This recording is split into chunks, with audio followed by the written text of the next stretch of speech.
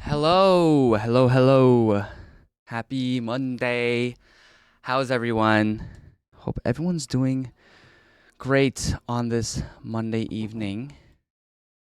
Hello, Jiyun, Yebo Elf, Norse, what's up? What's up? How's it going? All right, so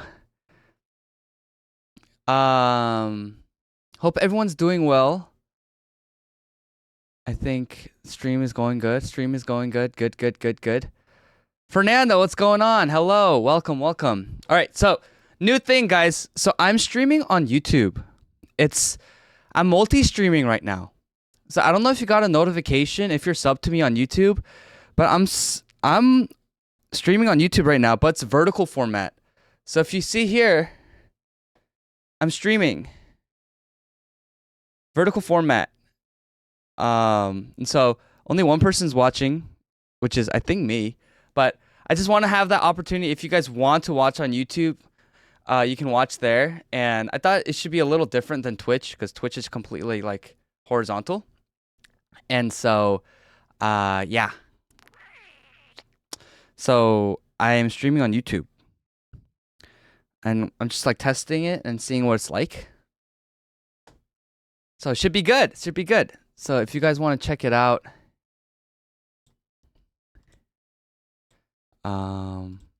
where is it? Oh, right here. Okay. So basically, right here. Is it? Oh, right here. Okay. Oh, okay. I'm muting it so that there's no feedback, but yeah. So it's like vertical. So this is what I'm doing right now, and I am streaming vertically right now. So if you want to check that out, there's that. And then also, guys, my VOD channel is fully updated. I mean, there's a few videos I haven't gotten to yet, but other than that, it's fully updated. And so if you ever miss a stream or if you want to rewatch a moment or anything, you can come to YouTube. Whoa! Taco Sensei? Ivan, what the? 5 gifts. Thank you, brother. Thank you, thank you. How you've been, man? Thank you, thank you. I really, really appreciate it. Holy moly. Wow. Taco Sensei. Long time no see. Anna, long time no see. How are you, man? Thank you so much for the 5 gifted. I took a really, really long social media hiatus, but I'm like getting back into just being active on socials, online, and making content. But thank you so much, Ivan. How's everything? How are you, man? I miss you. But thank you so much, Taco Sensei. You're the greatest. You're the greatest. But yeah. But anyways, guys. So yeah, if you ever want to watch like VODs, like it's all updated here, and so you can check it out. I'll put it in the chat as well, so you can just watch it there. Just came back from Japan and we need to hang out, dude. How's Japan? Wow. Did you go by yourself? Who'd you go with? That's fantastic. I want to go to Japan. It's been a while. It's been so long since I've been there. I was so young when I went, so I don't even remember.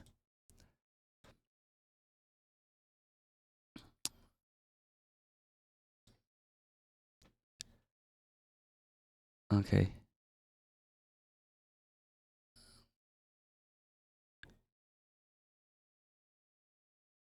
Are we okay? I think we're good. Sorry, OBS was giving me like messages that I was like losing frames. Let's go. We got some. Yo, let's go. We got some people watching on YouTube as well. Let's go. Let's go. 3, 4 viewers. Let's go. Hello YouTube. Hello YouTube. Love you all. Thank you. Thank you. All right, cool. So okay, I'm gonna open up with just some daily quests from Genshin, some weekly stuff from Genshin, and then we'll get into Zelda. I'm super excited to get back into Zelda. It's been a really, really long time, and so it's gonna be really good. I can't wait.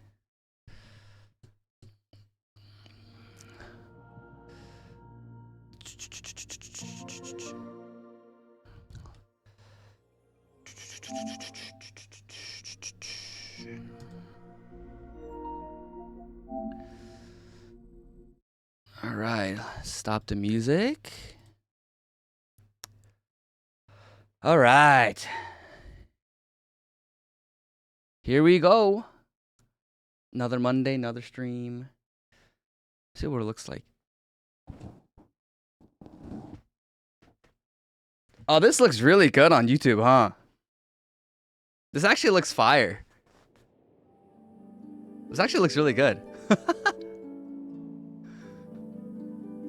Booming Bob in the chat on YouTube. What's up, Booming Bob? How you doing? Hello, hello.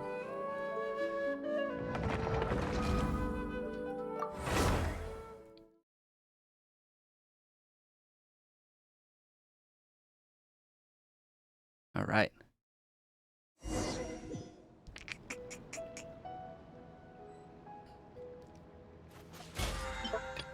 Logged in. Dun, dun, dun, dun, dun, dun, dun, dun. Dun, dun. Norris Bowl, I am good. Are you Booming Bob on YouTube? I don't think that's you on YouTube, is it? Oh, Booming Bob. I love it. So different. Your name's so different on Twitch and on YouTube.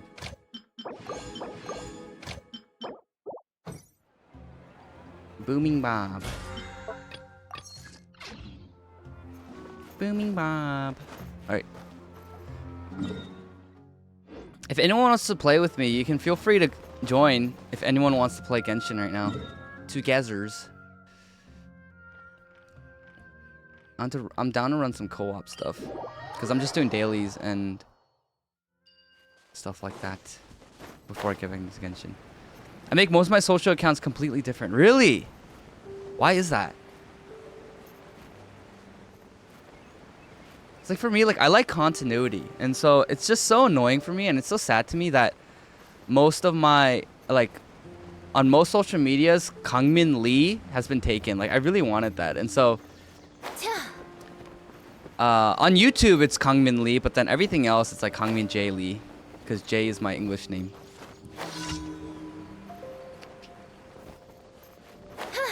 Hello. What's this? Ew.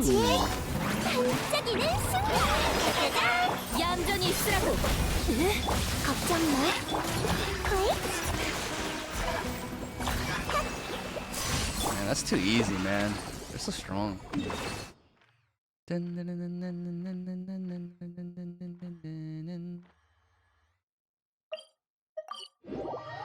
I try not to use my real name. That makes sense. I understand, like, you know, privacy on the internet is really, really important, so totally get that. It's actually probably wiser to do so. I've kind of like, by being so public facing, I've already kind of like made things a little more difficult for me. Like if I started my, and I've thought about this too, but it's like being a completely anonymous like internet creator or internet personality. I've thought about it. I was like, oh, should I try like doing that? But I realized, like, for one, it's already kind of too late, and two, it's like I respect everyone's decision whether or not they want to be private on the internet. But for me, like, I want to be able to show people that it's okay to be bold and firm in your beliefs and not be scared. And to be able to put your like real name and face out there. Now the internet's a really scary place, so I don't recommend people do it per se, but I just think that like for me it's like a conviction of mine to just be like, yeah, like it's okay to believe what you believe and be firm in the word of God and like what God says is good and true, and to stand up for those principles that I believe in. So you can go back to being flaming too, but like I can, but at that point it's kind of like it's already out there, you know? The internet's forever. People already know that my most of my gaming tags on like PlayStation and on Switch is Flaming Toot. And so it's like, it is what it is. Insta only account with my name, but ironically below is my first and last name by accident. Last name by accident. My face on the internet, just not my real name, because coming back to YouTube after a year, wow, people are gonna probably hate, and haters, you know, insane. Exactly. So I don't fault anyone, and I think it's totally reasonable for people to be anonymous on the internet. It's just, for me, like, I already have this public persona, and so I think, for one, maybe it's kind of already too late, but also for one, it's like, I don't know how to explain it. It's just like a conviction of mine to just be firm in my beliefs and get my message out there to as many people as I can, and have people know that it's okay to believe what I believe, and to be firm in eternal truths and not be scared of the cancel mob and all the crazies on the internet. My gaming test is completely different too. Yeah, that makes sense. Lopper? Who's Lopper? I don't know who you are. Are you in the chat, Lopper? I keep my American name off the internet, but I use my Korean name since it's kind of an alias. Interesting. That's one way to do things, you know? For me, my Korean name is like my real name, and also, you know? And so I try to be kind of like mysterious with my English name, but it is Joseph, so it's not like a secret. It's just yeah, I don't use it. I don't go by it anymore. Like, I stopped going by it when I started college, because that's not my real name. That's not the name that my parents gave me when I was born in Korea. They just gave me Joseph so that people in school here in America wouldn't have a hard time pronouncing my name, but I don't want to like give that up, you know? I think my name is very special and it's very intentional. Trisha, how are you? Welcome, welcome. Happy Monday. How you been? I did release my name for a gap year video. I did, but I don't even remember if I made that. I don't know. You'd be surprised. The internet's forever and people can dig up anything.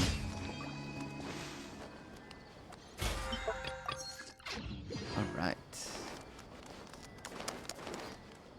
RB Wolf, what's going on? I'm glad to get my hour some good content. Let's go. You're in the right place for that. Amen, amen. I'm doing well. I'm doing really, really good. Church yesterday was so good, and so I'm just feeling so like refreshed. Just really good. So, how you been, RB Wolf? Trisha, how you? Thank you for asking how I'm doing, Trisha. I'm doing very well. Like I said, yesterday church was so good. And just learned so much about myself, and just learning, like, you know, one thing that I realized for myself is that, like, you know, the song Waymaker is really popular right now, and it has been for the past like 5-6 years. And all throughout the world, everyone sings that song Waymaker, right? But then my pastor yesterday was talking about how Jesus isn't the Waymaker. Like, he never says that. He never calls himself the Waymaker, right? And the Bible never calls him the Waymaker. But Jesus, what does Jesus say in John 14:6? That Jesus, I am the way. And so many times we ask God for, like, to show us the way, show us the path, show us where we need to go, show us what we need to do. And we forget that Jesus is the way, and that we have to first and foremost desire him. And so many times we love the gifts more than the gift giver. And I was just really convicted of that. I was just like, because so many of us, like, if God is so gracious and he shows us the way, right? If he heals us, if he gives us a way out, once we have that way out, once we have what we've been praying for, we then lose our reliance on God. And then after we lose our reliance on God, we just forget about him. And it's like, it's just such like, it's the wrong mindset. Like, we need to first and foremost desire God. And I was just so convicted of that yesterday. Just understanding like how I always just only seek after what God can do for me, but instead of just seeking after God and desiring God just for who he is. And so church yesterday was really good. Yeah. So I'm just really thankful for my church and my pastor and the leadership there. So solid.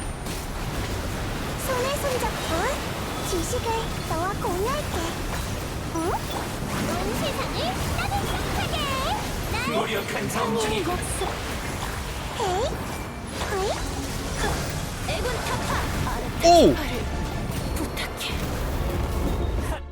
Hey yo, I just died. Hey yo, I just died. Oh my gosh, how did I die there? Unbelievable. Alright, let me do these real quick. And so we can get to some Zelda Tears of the Kingdom. I'm so excited, guys. I'm so excited to get back into it because it's been a really long time and I've been wanting to finish the game. And there's so many like fun creative things you can do with it too, so. Yeah.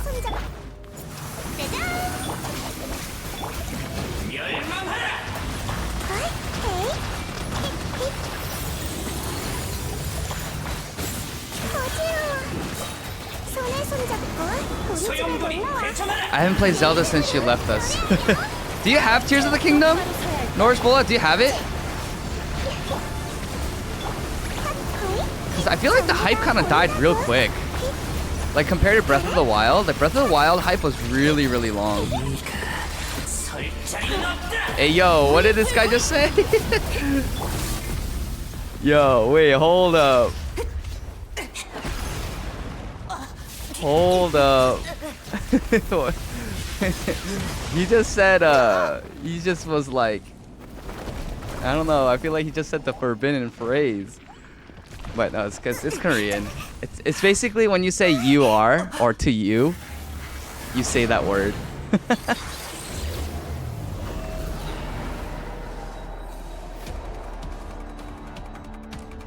Genshin got some sus dialogue.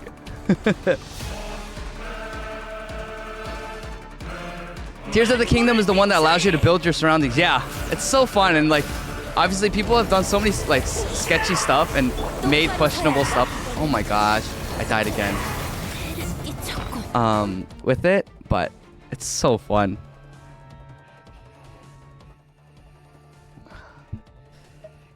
I need to heal my Kuki Shinobu.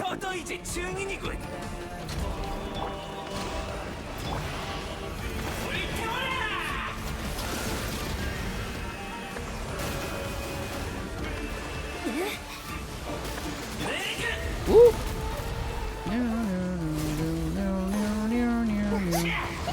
Well, Defense of Tears of the Kingdom, the games that came out in 2023 was more higher compared to 2016 was just Zelda and Persona 5. That's true. There's a lot more hype for games in 2023, huh?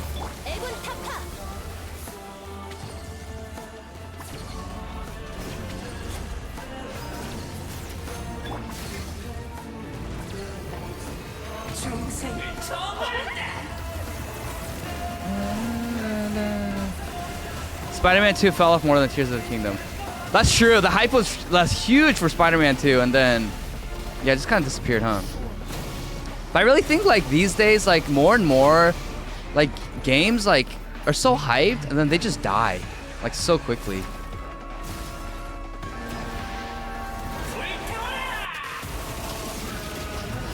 Shout out to Beardo. Didn't Beardo play Spider-Man 2 a lot? Has anyone played Helldive 2? I know that's like really popular right now too.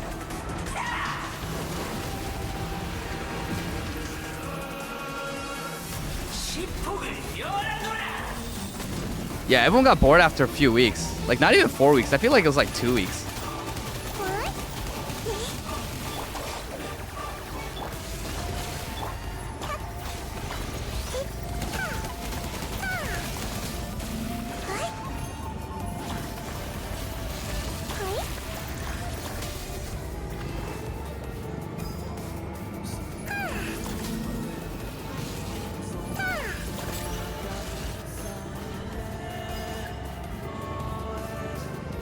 Fire away! He hyped it a lot, tried to defend it, I see. Can I like, hello?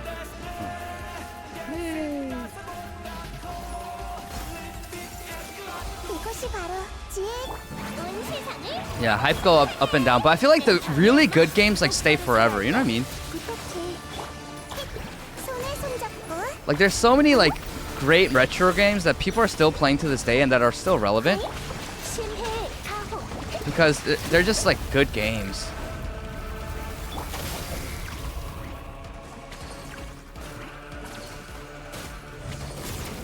Die. Nice dead.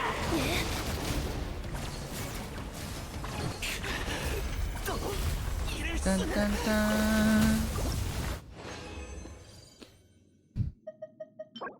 I don't even. Are there even people still playing Power World? I feel like no one's playing it anymore.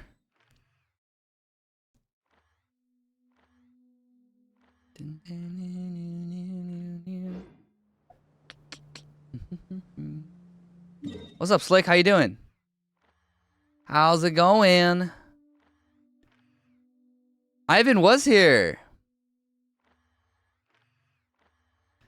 Yeah, he gave 5 gifted. What a legend. What a legend. But I think he left.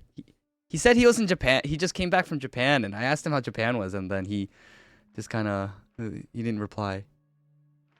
Sad. Wolf, I get the feeling most of the AAA are kind of bad because of propaganda. All the self-interest, diversity kind of get in the nerves. All the good games come from indie devs, I feel like. I agree. I do agree with that. It just gets so annoying, like the forced propaganda, and it just like it takes you out of the video game experience, and at a certain point you're just like, I don't want to play this anymore. Yeah. This is why a lot of people are playing a lot more like Eastern, like games from like Korea and China, like this game, or like Nintendo games, right? So like Mario games, right? I mean, Smash Bros, like they're all just like devoid of that. So it's just so refreshing and nice. They're saying Persona 3 Reload right now. Yeah, I need to get back into Persona 5 because I really want to play it. But I want to play the other games too, but there's just so many games to play and not enough time to play them.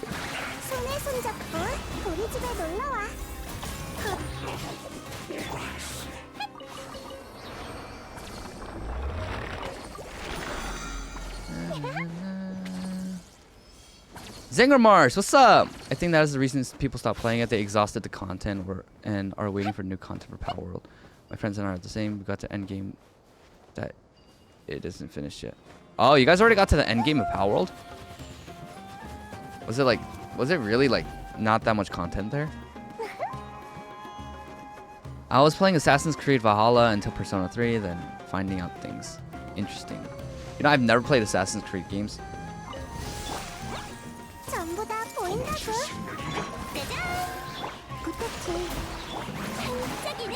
What's the game name that caused an outrage because the dev made the girls actually beautiful and cute? Oh yeah, I saw that. I forgot.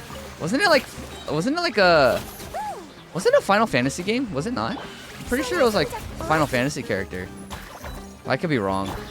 I only saw it in passing on Twitter.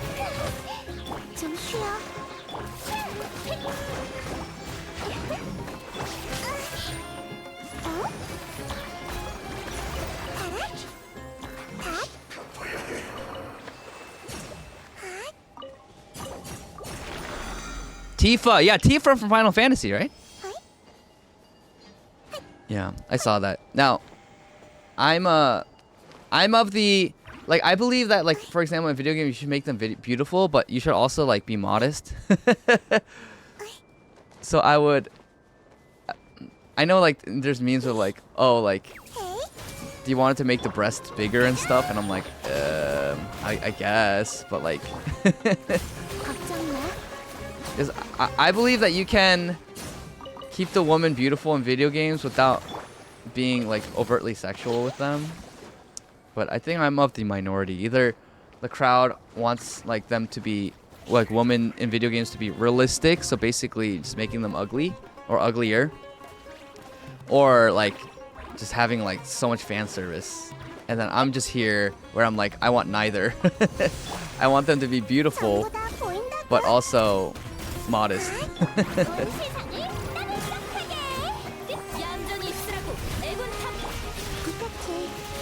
So it is definitely interesting being a Christian who enjoys and is kind of like, you know, in the video game space. And I'm not like hardcore, obviously. I play video games casually, but it is interesting.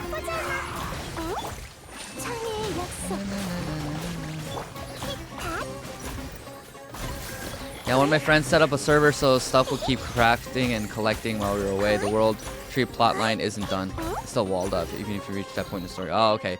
So it's not complete. This is what I'm talking about with video games. It's like, why release a game if it's not finished? It's like you should only release a game if it's finished. Like the old days, man. Like, I'm not trying to romanticize the old days of video games and stuff, but it's just, the reality is like you shouldn't sell a product that's not finished. Like, and here I am playing Genshin where there's like regular updates, but I just think it's so cheap. Yeah, fan service and beauty are two very different things. Conservatives wear too liberty. Yeah, I agree. These conservatives in like the video game space, like yeah, they're very libertarian. They're very like, they're basically like, yeah, like kind of creepy almost. Like, oh yeah, I love boobs, and I'm like, like, can we be a little more decent? I don't know. Maybe I'm just prude, but just feel like there should be more decency and like integrity and chivalry. Like, I don't think any good chivalrous man talks about a woman like that, you know? They did tag it as early access and directly asked for beta feedback for half price of a full game. Oh, did they really? I have no idea. I didn't download Power World and play it, so. Yes, Norse Bowl. I think that's the best solution. Like, hot and good looking, but also modest, but not censoring the character. Yeah. Just like cover up, you know what I mean?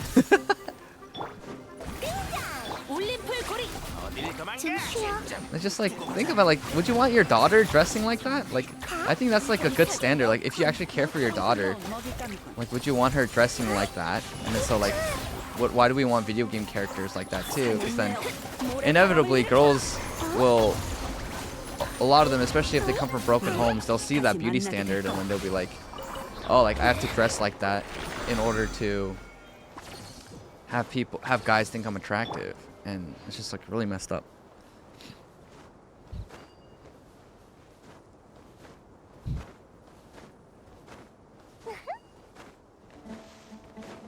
Hello.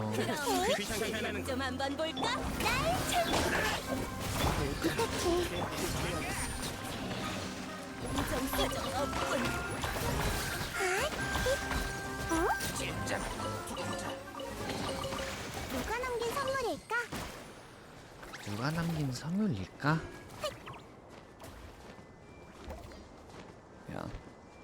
I just think American developers for games, except for Epic Games. Epic Games is pretty cool. Epic Games is cool, but I feel like most other American video game companies and studios are like, it's just not it, man. Just not it.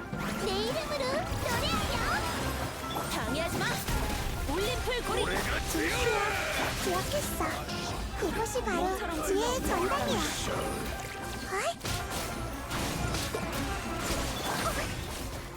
심해 가호 다시 만나볼 것.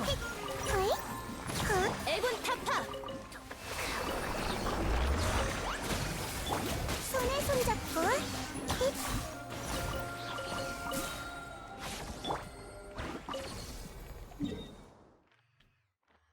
Like, even for me, like, I think like Fortnite is the only American game that I play.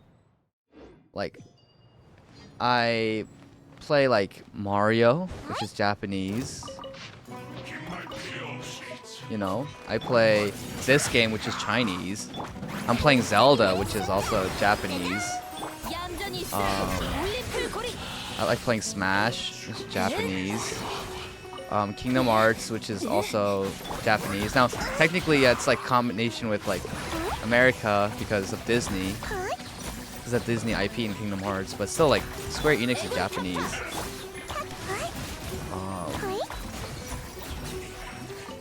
What else? Like I feel like Fortnite's the only game that I play that's like American. So Leah, what's up? How you doing? Thanks for the follow. Welcome, welcome. How's it going? What's going on? What's going on? People on Helldivers 2 were equating the bugs to the people of Gaza. Oh, that's so annoying, dude. Like, can you not like always like people like just always self-insert like their political cause of the day into video games, which has nothing to do with it.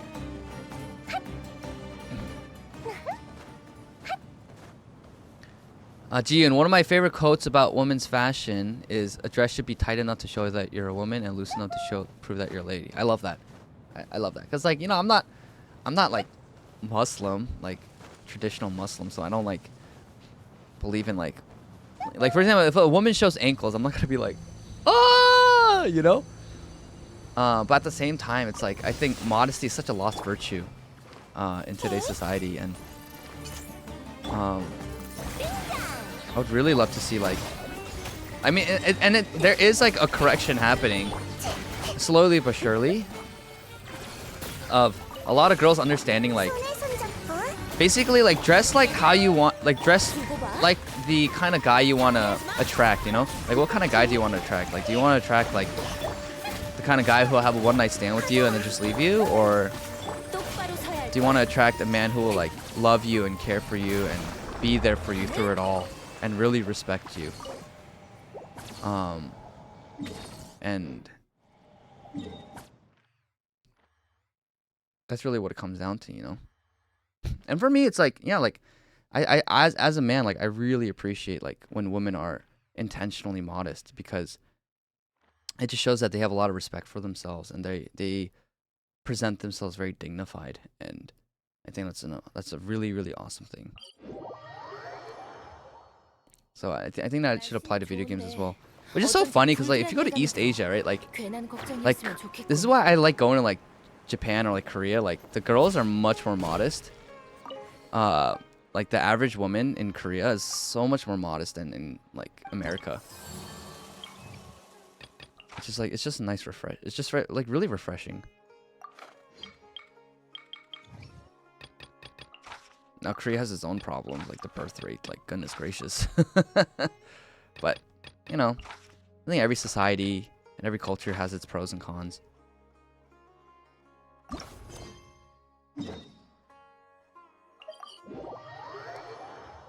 The whole early access thing is kind of useful and necessary though, because smaller studios and devs need to build a healthy community and show that they deliver. Also, it's a great way to shape the game and make it better. Absolutely. I agree. The Helldivers 2 dev rejected the mental illness flag in the game and said no politics in the game. I saw that! I did see that on Twitter. And everyone was kind of pissed, but a lot of people also were happy about it. Man of Jute, what's up? How's it going? How are you? How are you?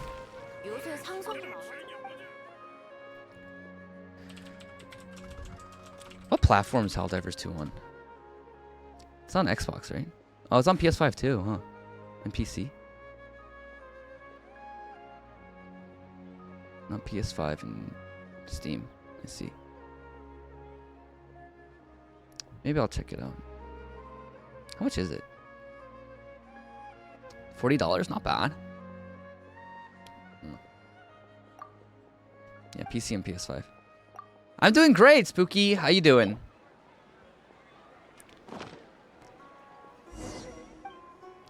Yeah, Northspot, I think, again, like, the vast majority of people are not, like, terminally online, you know, sycophants who are, like, always complaining about every single thing.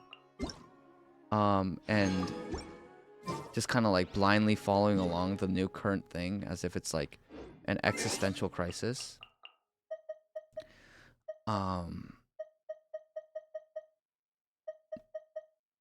am I doing? Oh, I need to go to quests. But the problem is that like most people don't care to be bothered, you know? Like they just want to live their lives quietly, and so because of that, like it's so easy for people, because like, you know, the reality is like the left-wing sect in this country has taken over every single major institution of power in this country. And so if every single major institution of power is saying that, like, you know, like you have to affirm pronouns or else you'll be fired, most people are not, they don't want to go through the hassle of getting fired. And so they will affirm those like false pronouns. And same thing with like video games, you know, it's like, oh, like I just want to play my video games. And if they insert all these gender politics and like these race politics into the video game, well, I think we can just look over it, you know, like that's why like Spider-Man 2, I saw that a lot of people didn't like. And like most people, again, don't like it. But the reality is most people also aren't willing to be bothered in terms of like going out of their way to voice how they truly feel. And eventually they just kind of go like, it is what it is. And then because it is what it is, that's how the left wing takes over everything in this country. The side that wants to win,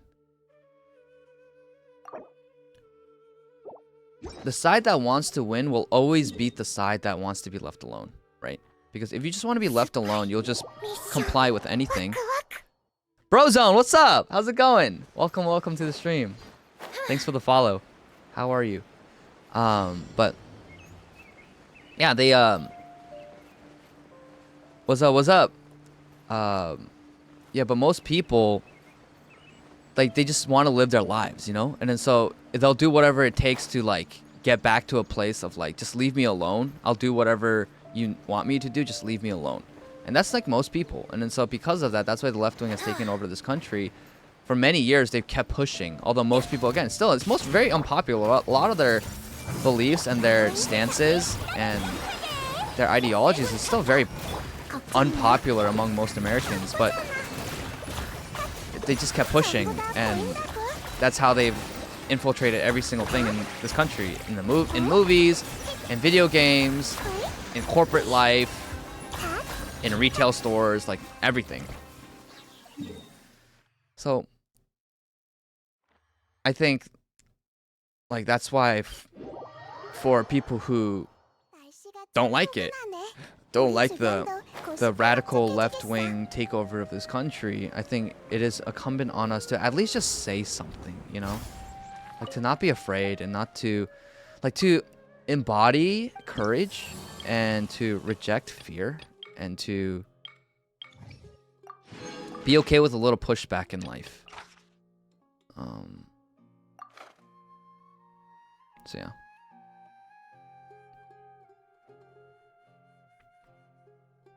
Slick Rick, no, I'm getting to it. Rick, I'm getting to it.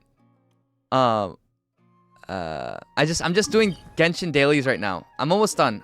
I just have to beat 2 more bosses.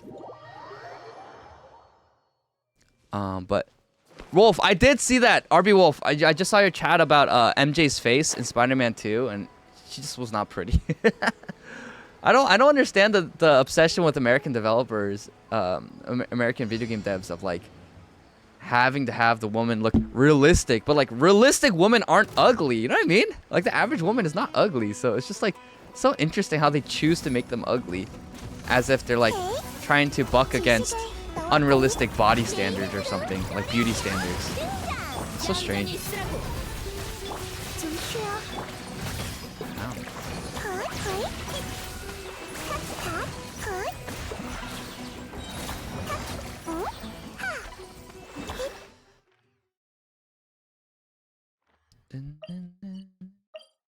Arkin, what's going on? Welcome. How you doing? How are you today? I'm making banana pancakes cause the bunch was nearly spoiled. Ooh, banana pancakes are really good. I had it the other day and it's fire. Yeah, but banana bread, banana pancakes, all so good. Like great use of bananas that are going bad, you know? I love bananas.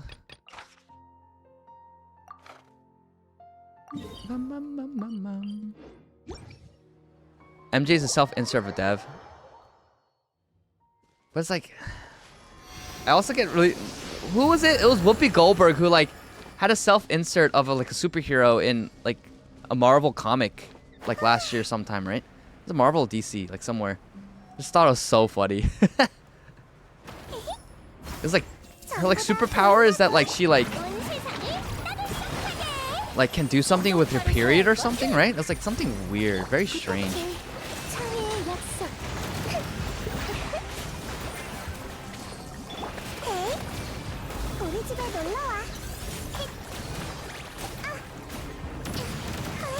Oh my god.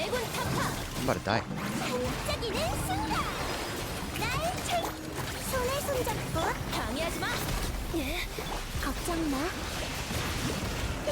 Where is 전부 다 보인다고.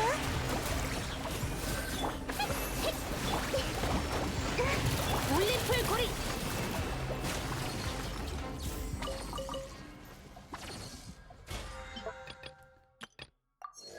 all right.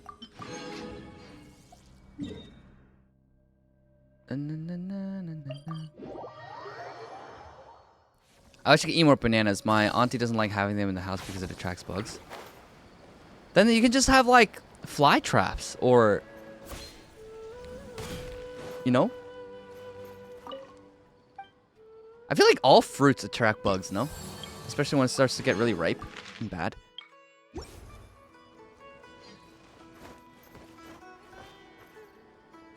All right. I'm good with Genshin. That's enough Genshin for today.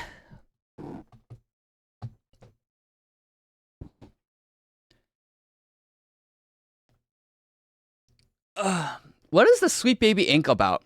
I saw that. But I didn't look into it. Sweet Baby Ink? Oh, when they it's that like the studios outsource like the writing in their video games to this company, right? Sweet Baby Inc. or something.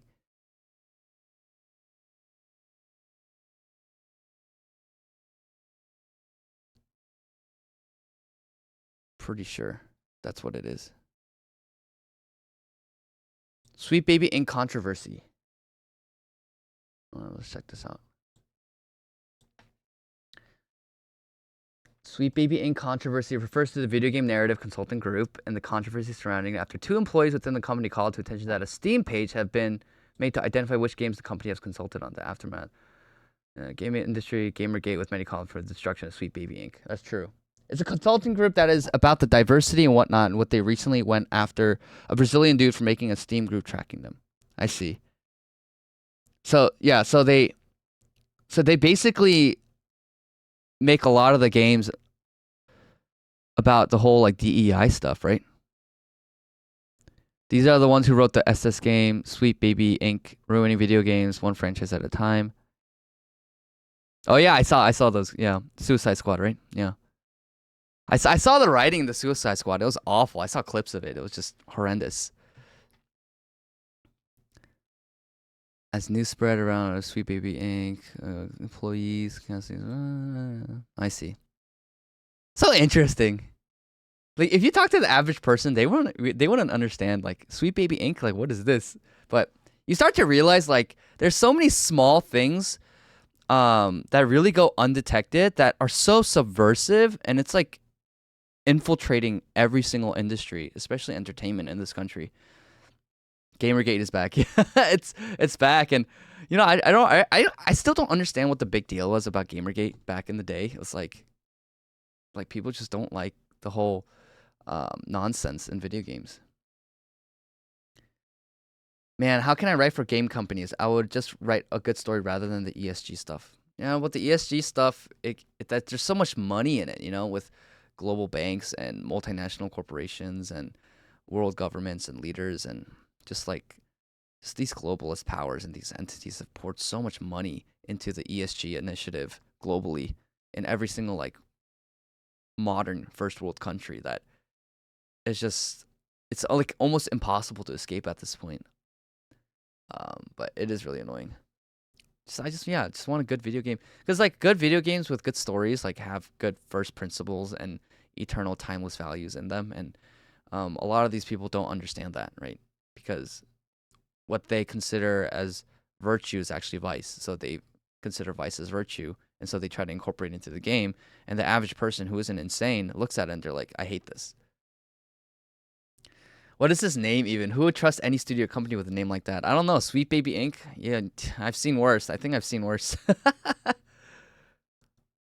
All I remember is they made gamers feel like terrible people. I think they, yeah, it's just Gamergate was stupid. It shouldn't have been as controversial as it was. It's just people like being like, I don't want crap in our video games, essentially. All right, let's go. Let me turn on my Switch.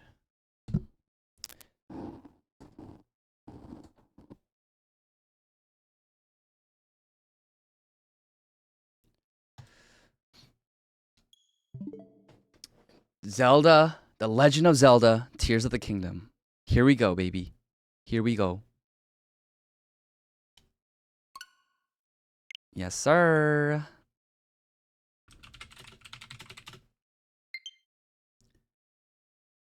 I've updated the stream information, and we are officially playing Zelda Tears of the Kingdom.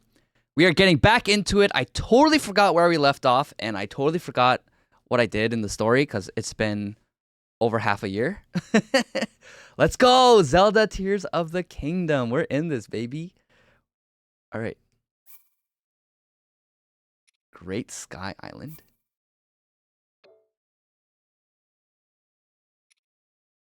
Oh, I kind of lied. Well, I did turn this on right before the stream just to make sure it works.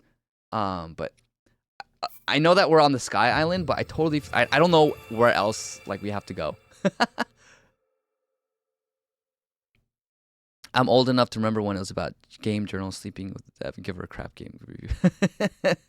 Man, what a world, huh? Video games. So many companies laying off employees too. Silver linings is how new studios and ideas rise as well. Here's hoping. I hope so too. I really hope that there's new studios and indie developers who come up with good games to really buck against the system. But yeah, I've seen that like so many, not only like video game companies, but just tech companies laying off employees constantly. So, all right, here we go. Oh, okay. Wait. How do I like go to like? Oh, that's right. Okay, I got a bunch of the towers, right? And then so I did Farron, right? Oh, Farron? No, I did the Rito Village. That's right. I finished the Rito Village quests. So I got the power to like fly. Right? Now I have to go to Eldon, and I have to go to Lanayru, the Zoras, where the Zoras are, and then I need to go to Gerudo. And these are where the watchtowers are, right? Can I get to them? I know I opened a lot of the watchtowers. Okay, where am I? I'm right here. Is that the watchtower? Okay, then how do I get to it? Hooyah. Oh, that's right. This guy follows me. Hello. Can I talk to him?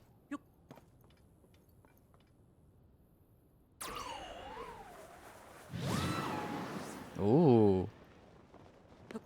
Whee. How do I attack again?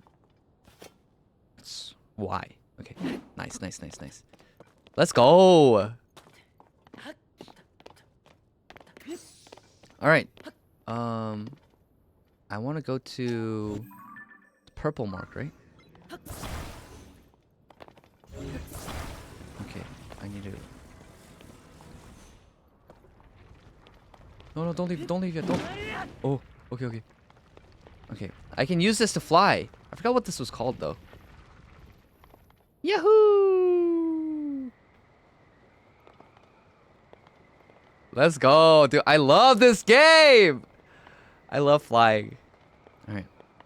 Like, this is one of the greatest mechanics they added to this game. Like, versus the first game. How you can fly.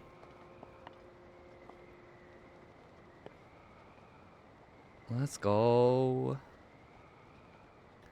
The great struggle, forgetting the mechanics. I know, I just played so many other games in the past 6 months. I forgot how to play this game. Where's the watchtower? Am I close to it? Oh, I am pretty close. I think. Where is it? I'm just cruising. So calm. Past 6 months you've been playing with that? I've just been playing mostly Fortnite. Like, if I was playing video games, I was playing Fortnite. It's right here?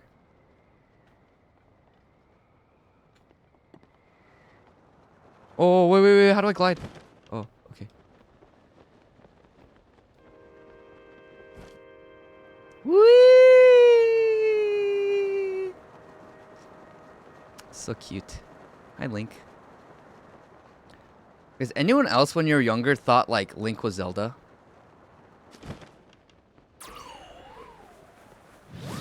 Like I thought Link was Zelda, cause like the Legend of Zelda, Link is always the main character, you know. All right, I can dive. I forgot I can dive. Yeah, but like I totally thought he was the main character, like he was Zelda. So when I learned Link was not Zelda but Link, I was like shook. How strange. How do I talk to him? Oh, A. Yeah.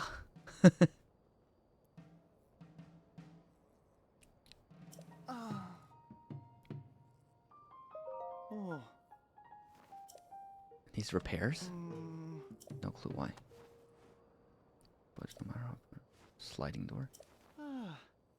Appetite getting my brain into gear for this. But the nearby caves. Tasty mushrooms. Caves at the bottom of the hill. I feel like I did this before, but I can't find it. Mushroom hunting. Building the tower. Caves at the bottom of the hill? How do I use my bow again?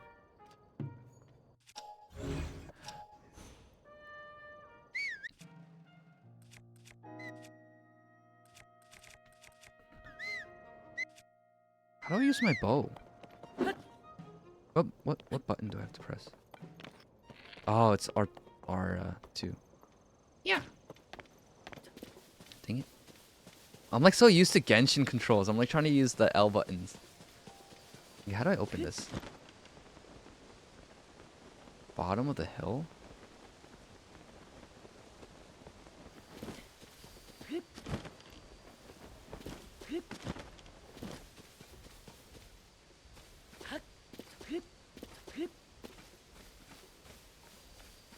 Caves? Where's the caves? Hello? Am I talking about these mushrooms? Oh no.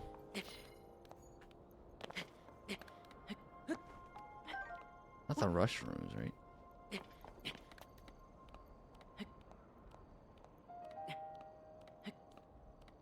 When are new videos dropping? Like new videos for like.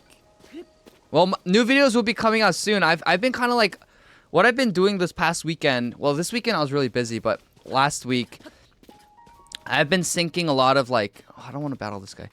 I've been syncing a lot of my videos so that like I've been uploading on Rumble and Facebook as well.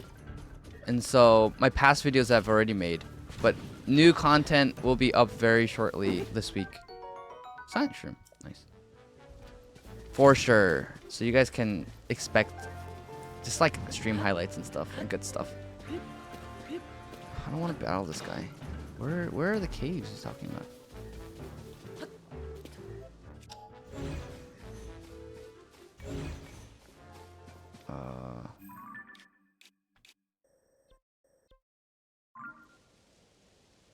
How do I? What is this? What is this tower? Sahasra Slope Skyview Tower. Sahasra Slope Skyview Tower. Cave. Where is it? This is where you got to use IGN.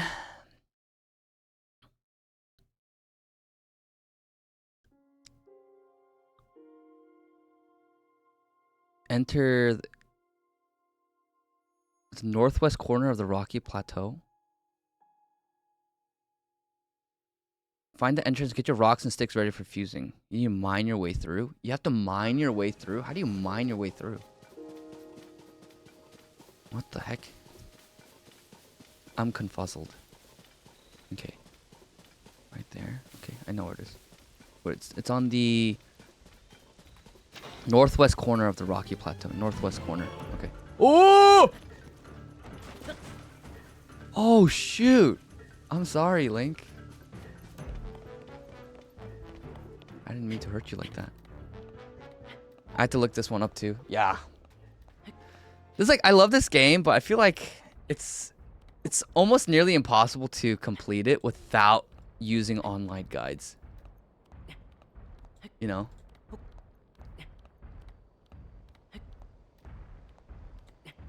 Alright. That Talus is so scary. So big. Can you guys imagine fighting a Talus like that in real life? Like, it's just pure rock. Like, would you have the same courage that... Oh my gosh. Link has? To fight it. It's just pure rock. Like, how do you beat that thing? Like, imagine if it was real. How would you beat it? Alright, here we go. Dynamite. No, that's true. You can use explosives, huh?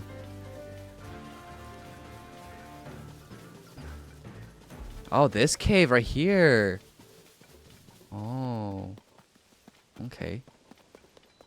So what do I do in here? Oh wait, I already went inside here. Okay, so then what do I have to do inside? Okay. In a room with 2 gray rocks.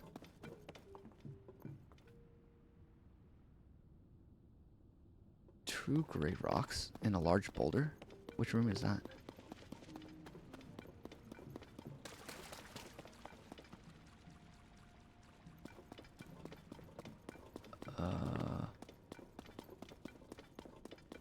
Hello?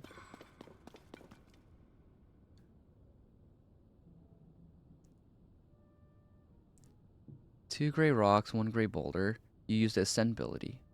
Directly under the tower icon. Oh, you have to use ascend. Like right here?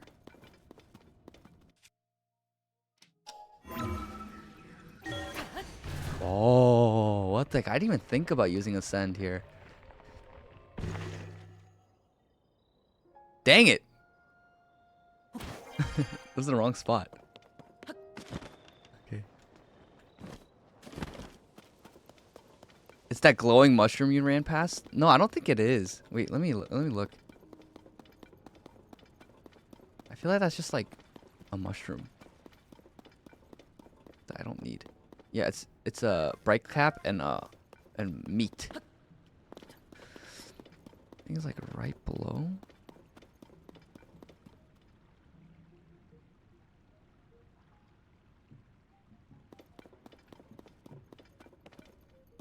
Like right here. It says that I have to be like...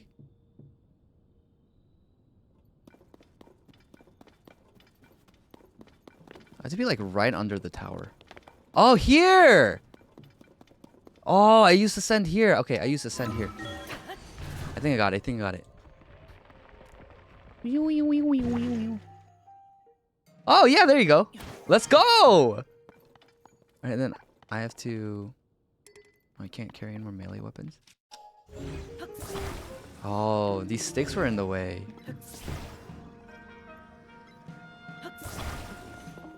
Yay! Now we can open it. Ah! I did open it for you. Yeah. You're welcome. Nice. All right.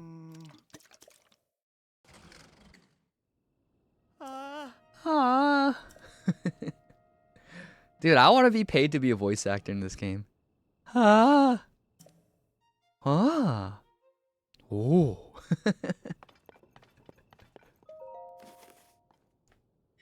Can you imagine getting paid to just make sounds like ah. Oh. Ah. Ee. Oh yeah? Dun dun dun dun dun dun dun. Ching, ching. Dun. Dun. Dun. Dun dun dun dun.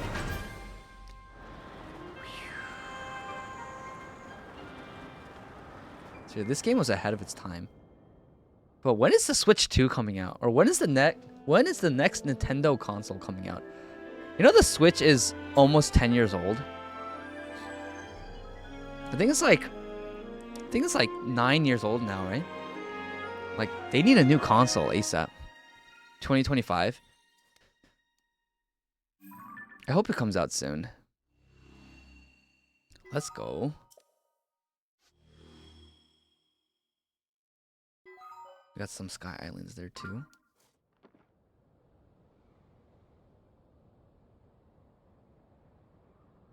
Cost about double. I feel like I'd be happy with a Switch that can do like 4K 60. But like just the same console. That's just like the biggest thing about this console. It's just so weak. It's not powerful.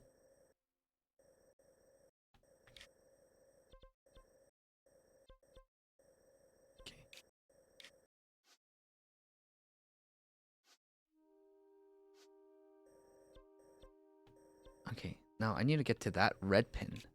How do I get to the red pin? I'm gonna try to fly there again. Because it's close to beating the PlayStation 2 and the best-selling wait, PlayStation 2 is the best-selling console of all time? I thought it was the Switch.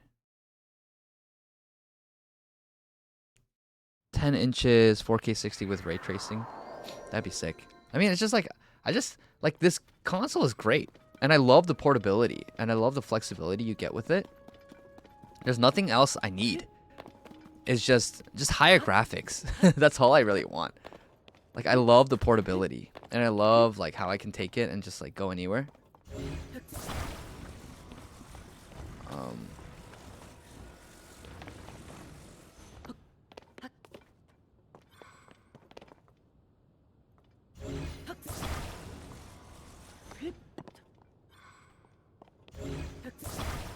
It's just the graphics, like, here, like, it's 10... This is, like, 30 FPS. Like, this game is 30 FPS. Like, come on, man. I mean, the 30 FPS kind of makes it a little more cinematic, though. Like, not even gonna lie, but it's just kind of like...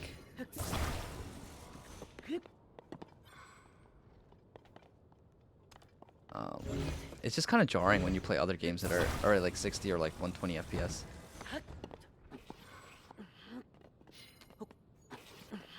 Oh my. PlayStation 2 is the best-selling console and the Switch is second. Interesting. I didn't know the PS2 was so like it sold the most. That's kind of crazy actually if you think about it.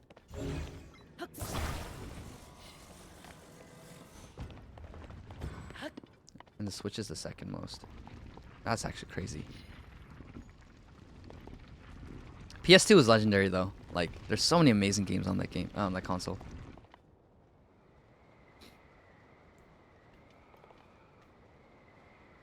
All right, here we go. I see it. That's the tower. I feel like we can get to it, right? Just gotta go straight.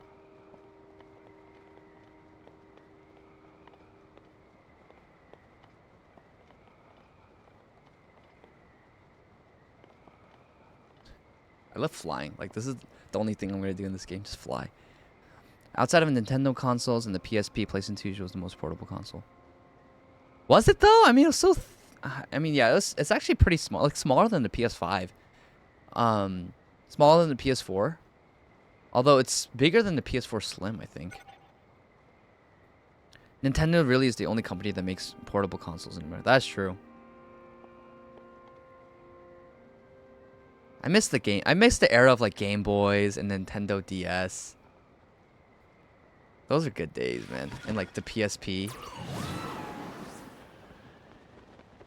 PSP was great. Guys, I cannot wait for the Star Wars Battlefront Classic Collection to come out. It's gonna be so good.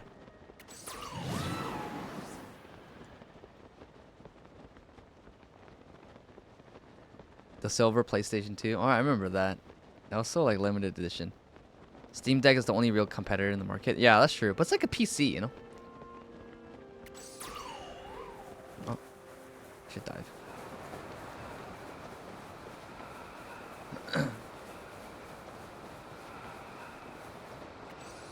Can I make it? I feel like I can.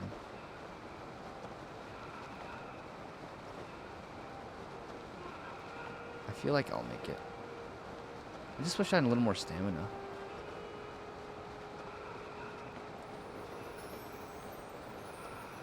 That game's gonna have massive numbers. I have those maps now in my memory. Oh, dude.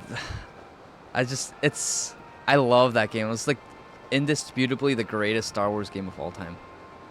It's just so good. Alright, I basically made it. So good, like that game. I played it all the time. I remember I got in trouble with my mom because I used to always because like growing up, I was only allowed to play 1 hour video games every day, every week. And then I would like take my PSP and like kind of hide in my room and play Star Wars Battlefront 2. And then I get in trouble. And then I get like grounded, and I want to be able to play video games for like a month or something. It was hilarious. The game was so good. Especially like one thing I loved was like Mace Windu's special attack when he's like jumping in the air, and he does like a boom. You guys remember that? So cool. I need fire. How do I like burn this up? Do I have? Oh, it's raining though.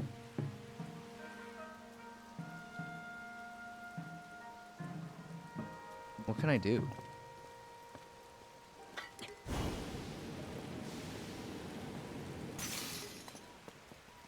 What? What is this? Rabella Wetlands. Time to use IGN again. Rabella Wetlands. Skyview Tower. Dun dun dun dun. They added new maps and characters to make it even better. I can't wait. I have Battlefront 2 on PS2 and Steam still. Oh my gosh, Battlefront 2 was so good. The greatest, indisputably greatest Star Wars game. Like they just don't make it like it anymore. It's so good.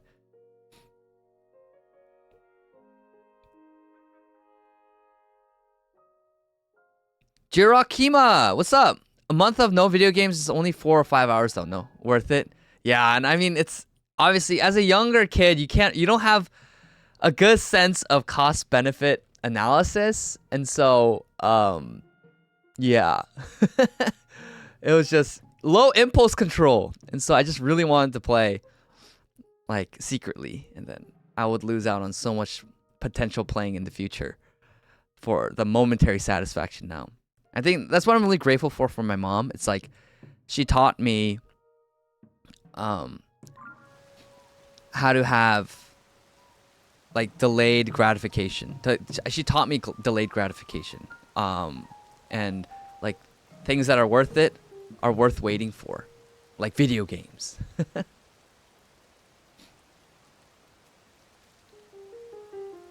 Even the campaign of the Battlefront 2 is somehow better than the EA version. Absolutely, the campaign for Battlefront 2 was fantastic. It was so good, so good. I love it. And like when you play as droids, or you know any of the clone troopers, I mean it's just man, incredible game. Yeah, I remember playing the campaign too for the new Battlefront game, and it was very disappointing. Yeah, I agree. You can create a cover and burn the stuff in front of the door. Create a cover. How do I create a cover? Oh, that's right. Okay, I can like put stuff together, right? Make a little hut, like a little house or something. Okay, I got this. Rotate. How do I rotate it?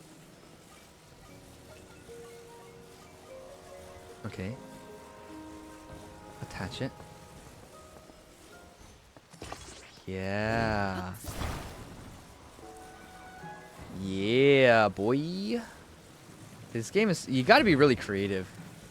Unfortunately, I'm not the most creative. So, I'm a loser who needs to rely on online guides. And also my chat. So thank you, chat. Okay.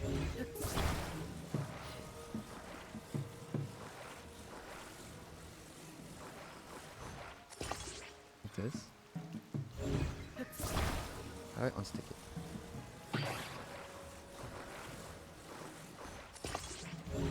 Okay. Now, like, do I put this, like, on top?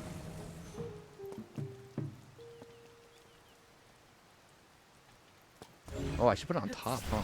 Like,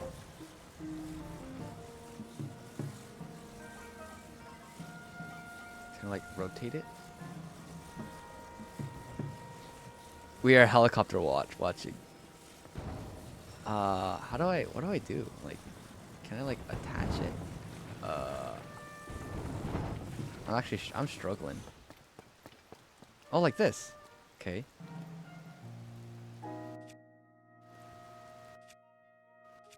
Where's my shield?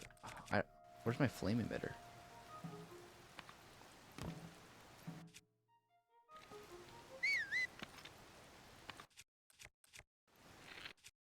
Where's my I need to attach a fire thing. Where's the fire thing? Fire fruit. Okay.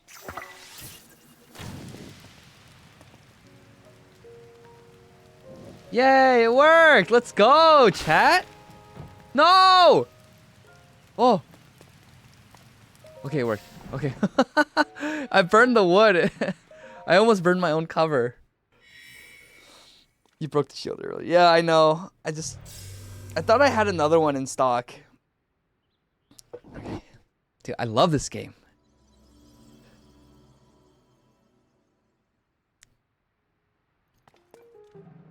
Let's go.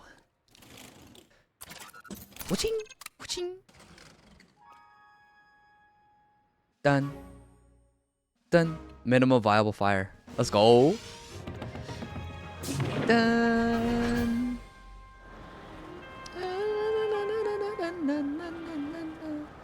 So cool that there's like a whole like region above the clouds. I made a long plank going across. Oh, that's smart. I should have probably done that. But, you know, whatever gets the job done. I like the flexibility in this game. It's really awesome.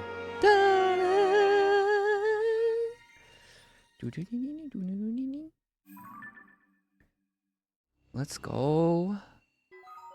Surface map updated. Thank you. Got the upper regions too. Nice. Thank you. I should probably get the shrines. I've been just getting the watchtowers.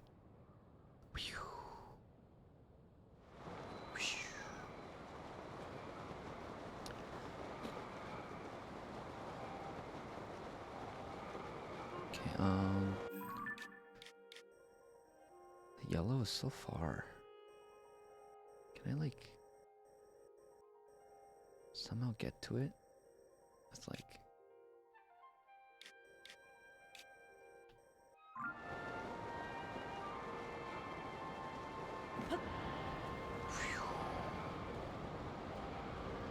oh my gosh. Am I gonna crash and die? No, right? Oh! Okay. Okay, let's try it again.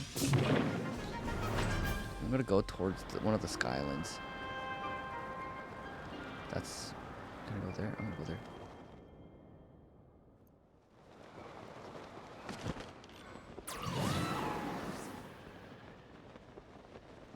Dun, dun, dun, dun.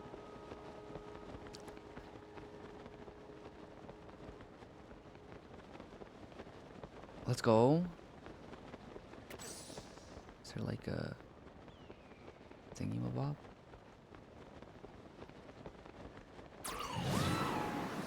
Okay, I made it. I made it. Welcome to this part of the Sky Islands. What is that? Are those balloons? What are these? Oh, are these springs? How do I use it?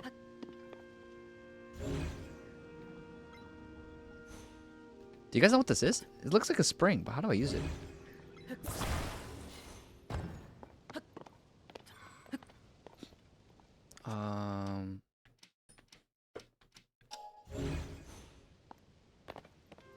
I have no idea what this is.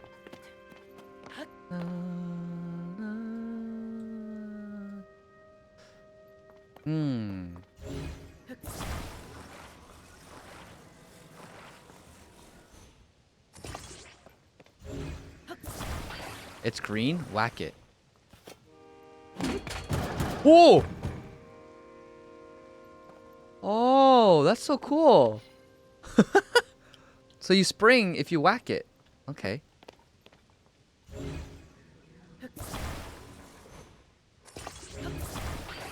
And then does it go back if you whack it again?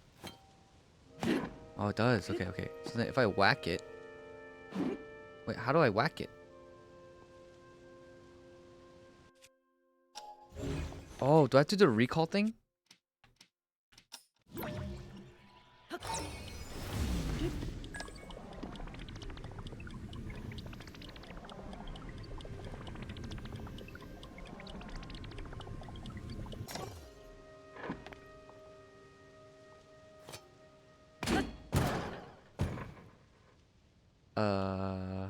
What? Okay. Rewind?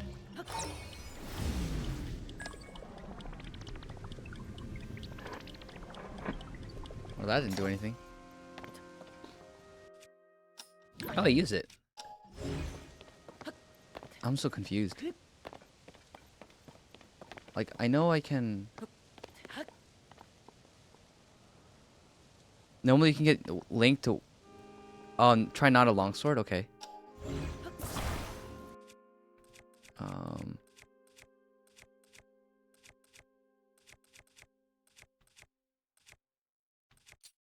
Zora Spear? Oh, it does work. Aha. Thank you, thank you.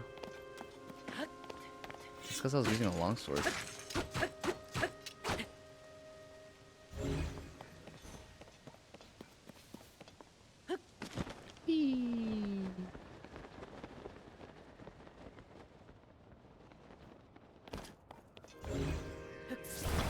Fuse it to a shield and make a bounce shield? Let's try that.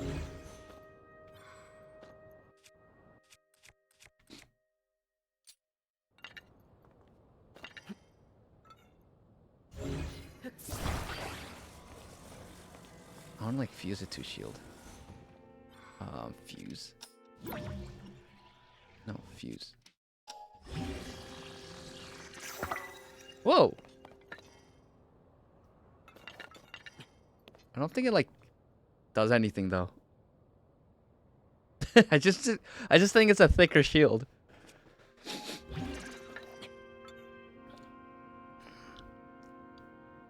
Speedrunners use bomb flowers for that. I see. Whoa! Whoa! Whoa! Whoa! You can bounce! Whoa, that was so cool! Wait, wait! Yeah, that works! When you're shield surfing with it, you bounce! Okay, ready? I'm gonna do it again. I'm gonna do it again. Oh, it would disappear after you use it once. Oh, that's really cool. Can I get that? That's really cool. I want to try it again. Oh, it's too far. Oh. Because I just have to climb this. Oh, it's kind of far though. Oh, I'll just go over here. If you combine it, then it bounce. Can you bounce like twice?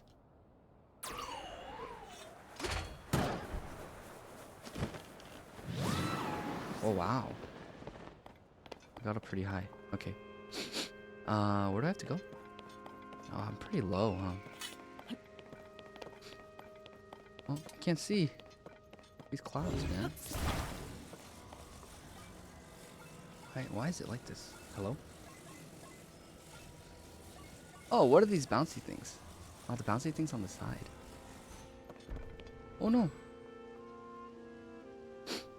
Oh no, where's it going? Oh.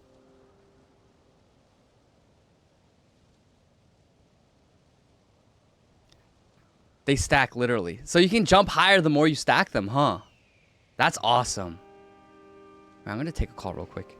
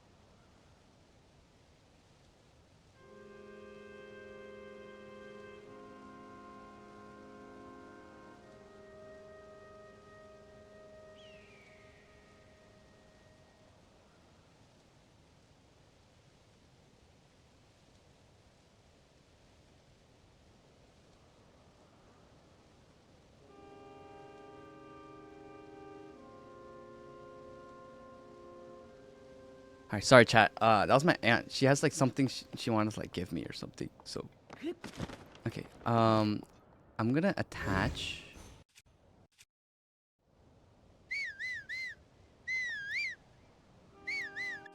How do I attach the fan? Whoa. Okay. How do I rotate it? Rotate. Okay.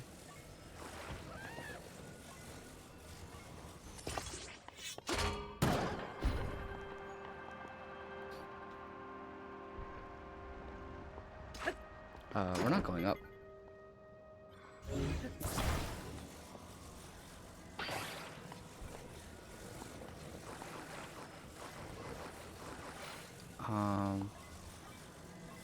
This is where you gotta be creative.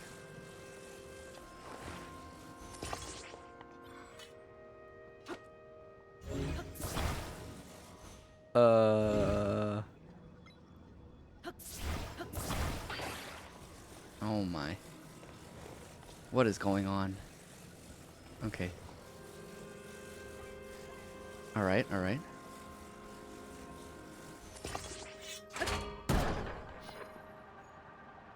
Why isn't it going up? It's not going up. Why aren't you going up? Is it too weak?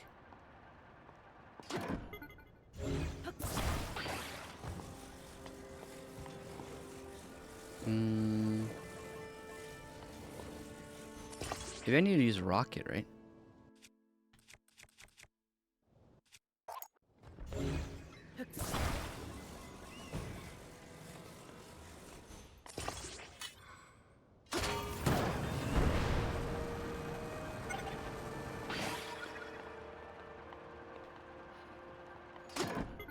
All right.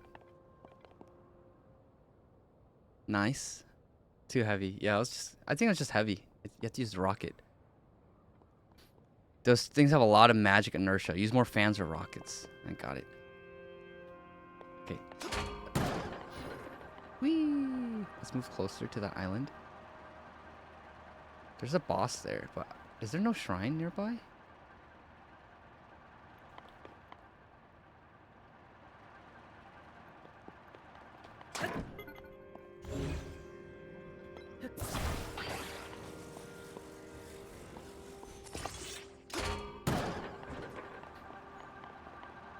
I wish there was like a shrine. So I can like have something to teleport to.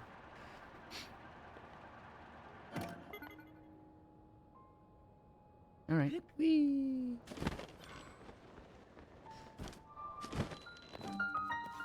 Kumayan Shrine. Oh, there's a shrine. Okay. Zonai charge. Nice. Zonai charge. Nice.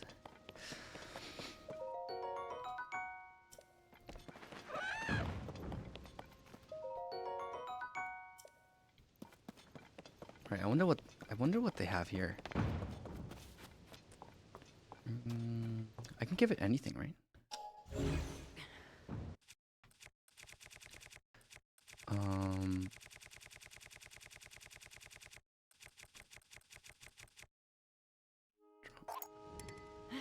Wait, what? What do you mean I can't take it out here?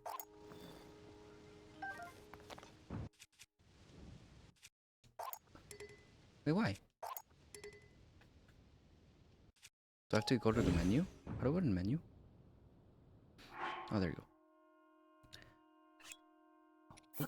2, 3, 4, 5. Put in. There you go. Alright, let's see what we get. What devices do we get? It's like one of those gumball machines. I love it. Steering stick. A cannon? A Zonai device that fires shots in intervals. The shot explodes when hitting the target. Wow, we got a cannon. A small wheel. Doesn't handle hills or even buttons very well. Okay, so it's best suited for flat surfaces. Nice. We got some wheels. Of course, we know steering sticks, lights. Okay. Nice. Just try just holding 5 at a time. Tried that and did it. Thanks though. Oh! Oh, that scared me. Oh my gosh. What the? Is there like a puzzle I need to solve here?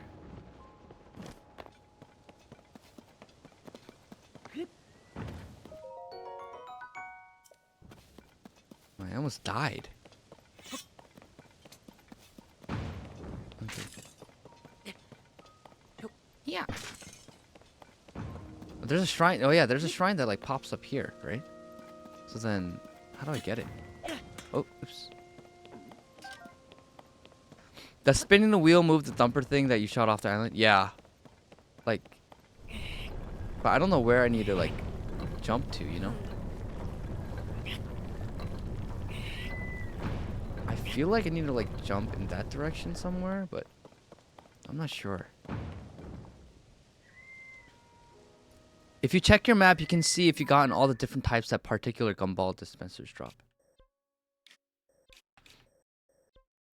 I know this one drops these.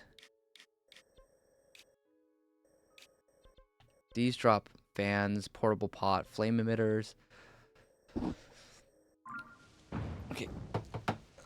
Chat, be right back. I need to use the toilet.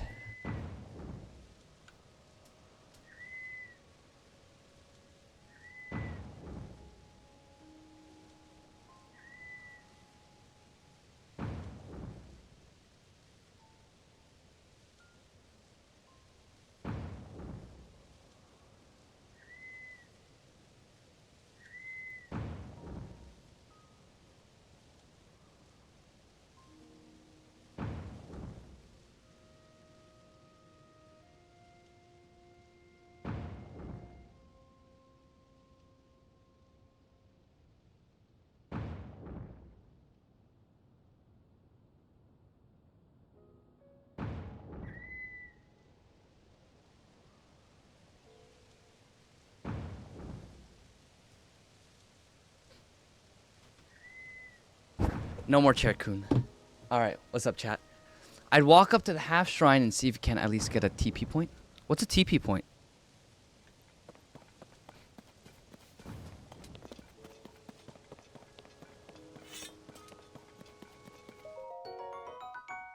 Thank you, Ji-yoon. Appreciate ya.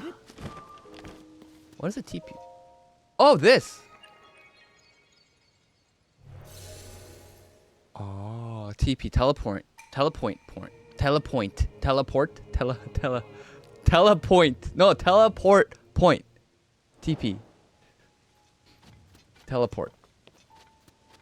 Oh, alright. That's right. I have to beat that guy, right? I have to beat him and then I get the shrine. That's right. That's right. Okay. Cool. I'm liking this. I can't... No English today. This is one of those bring the crystal to the place shrines. Yeah, this is one of those... or beat the boss shrines. No English today. No English.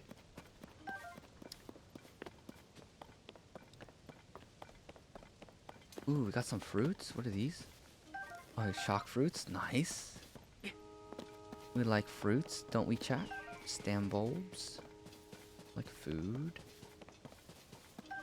Okay. Nice.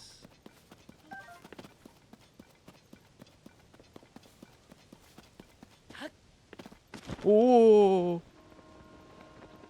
Oh no, oh no, oh no, oh no. Oh my goodness. Thank God. Oh my... Thank the Lord I have the teleport point, you know? Good call, chat. Good call. Sealing the golem you have to fight reminded me of a cool game. Have you played Shadow of the Colossus? I haven't. Shadow of the Colossus, what is that? Is that a RPG game? Or is that a fighting game? Shadow of the Colossus? Shadow of the Colossus. Whoa! This game came out in 2005. Wow. Oh, it's an RPG. It's a really cool game where you fight several different bosses. It looks awesome. I'll have to check it out. Thanks for the suggestion.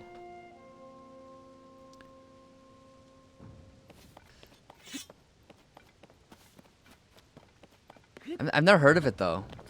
It is one of the most beautiful games ever made in 2005 for the PS2. They had to invent new ways to compress data just to fit how much details in the game. You got a re-release on PS4. Interesting. Dang, Zangermush, you played it too? Yeah. I think PlayStation 2 was definitely ahead of its time. Like, when I look at graphics like Kingdom Hearts 2, like, Kingdom Hearts 2 looks really good for something that came out in, like, 2000, like, what, 5 or 4?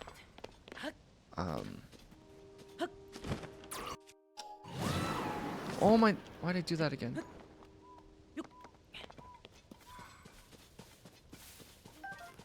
Yeah. Oh, what is this?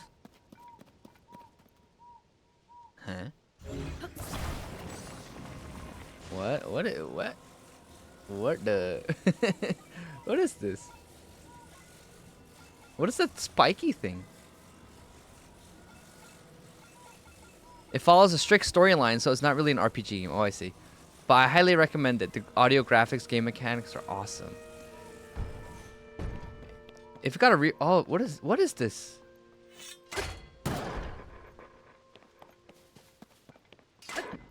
What is this spiky thing? Yeah, Gian, I'll have to check it out. It sounds awesome. Shadow of the Colossus. What is this? Oh, dazzle fruits. Nice. Wait, what is this thing? Do I like... Okay, I'll put it down like this. What is this, like, spiky thing? The spike sticks into the ground or walls? Oh. So, like, what, like, if I do this, it's just gonna, like, stick into the ground?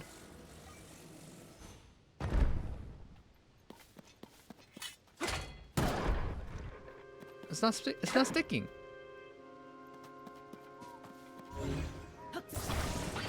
Oh. Oh. Oh. It like slowly like sinks into the ground. You gotta push it in. That's crazy. Mind blown. Mind blown indeed. Okay, so then like ultra hand it into the ground and release. I see. So then like what? Like if I hit it. But why is it like, why is the spike like that way? So strange.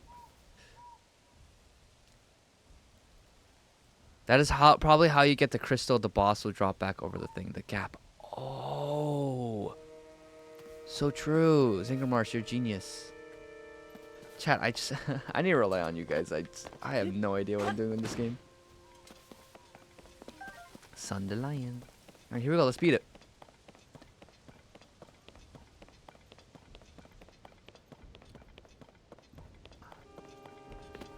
Alright, we got a lot of bouncy things. Oh, that crystal right there, you're right. How do I change my weapon? Okay.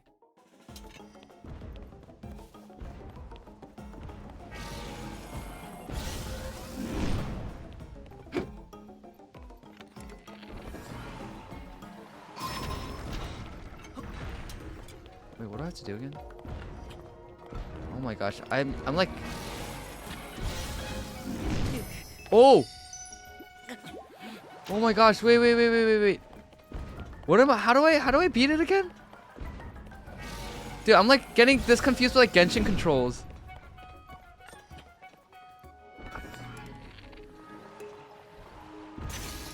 Oh no.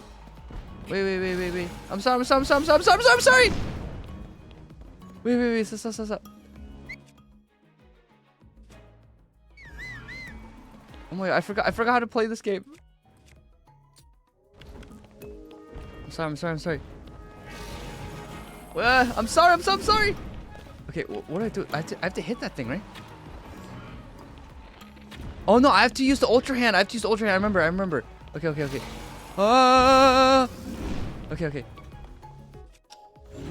Where is it? Okay, and I have to attack it. That's right. Okay. Fall back to the old video game adage, hit the glowing part because it's probably a weak point. So true. Okay, now what? Oh my gosh, what is it gonna do? Oh, stop! Why are you attacking me? Okay. Oh, scary. Thank you, friend. He's like firing arrows. Totally missed though. Oh! What do I have to? Oh, I have to bounce. Oh, we gotta bounce. That's right. Okay. Oh no, I need to turn it around. I have to go all the way up there. I see. I know what I have to do. I was waiting for him to like come down.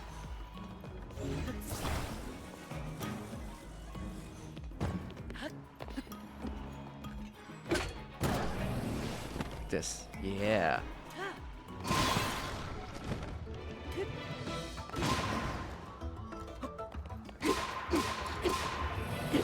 Oh no. Okay. Nice. Okay.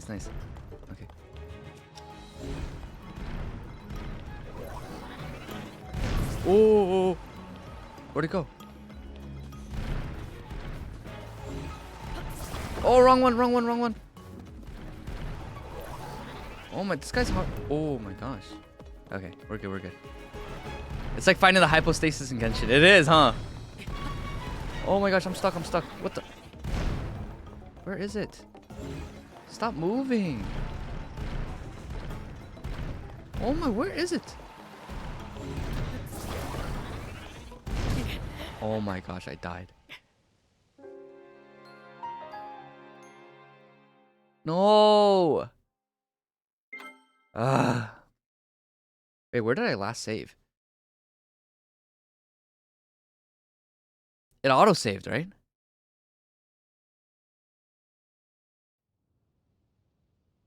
Okay, we're good. Okay. We didn't lose any, like, crazy... Okay, we're good. Yeah, I just have to pull out the pieces. I was trying to, like, identify, but it just kept moving. So it's, like, not much I can do there.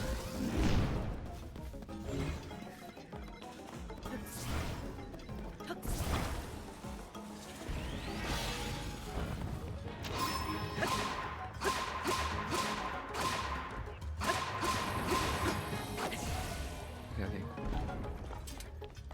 Where is he? Oh, I have to bounce, right? Okay, here we go. Yeah.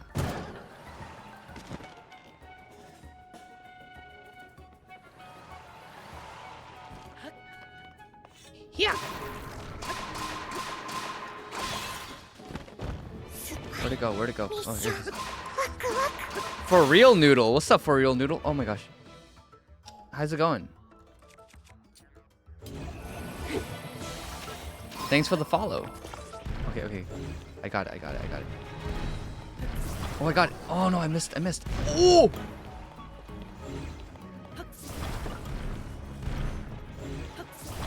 Oh my gosh, it just moved at the last minute. Oh! Okay. Where is it? It's in the middle, right? What? Oh my gosh, so sneaky.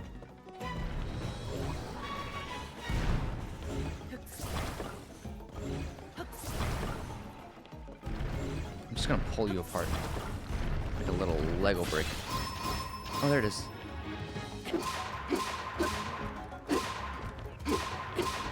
Die. Okay. Alright, we're chilling. Alright, we're good. Oh my gosh. Oh no. Where'd it go? It did drop the crystal though, so I feel like I don't need to actually beat the boss anymore, but I have beef with this guy. He killed me earlier. There you go. My Rito friend. Your DPS is trash, especially since you don't have a pencil topper and you're not wet. Oh! Oh my gosh. Reading chat, I just killed myself. And you're not wet? What happens if I'm wet? Does my DPS go up?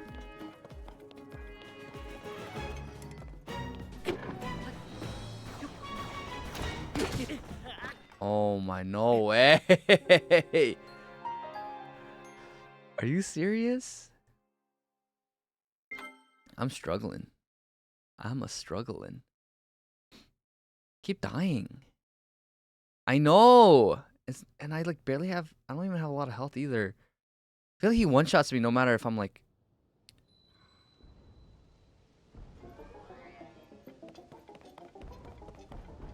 Okay, I'm gonna start with like a stronger weapon. Okay, okay. Angry Vegan, what's up, Angry Vegan? How you doing? Welcome, welcome. Thanks for the follow. Where'd it go?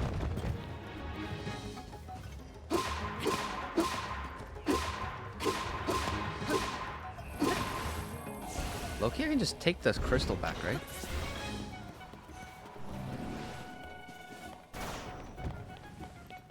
How about I'll beat this? I'm gonna beat this boss. Yeah.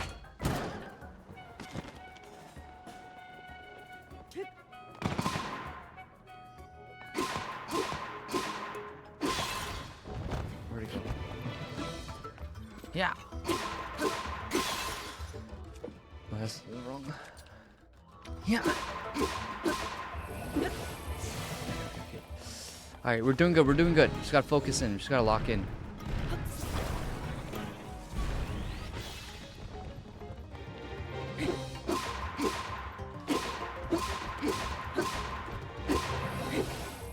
Okay. Lock in, lock in. We're locked in, chat. We're locked in. Oh my, oh my. Where's his glowing block? It's behind him now? Ah, doesn't know. Oh!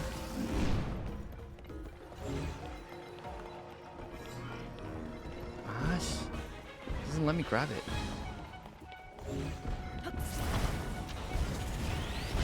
Okay, got it.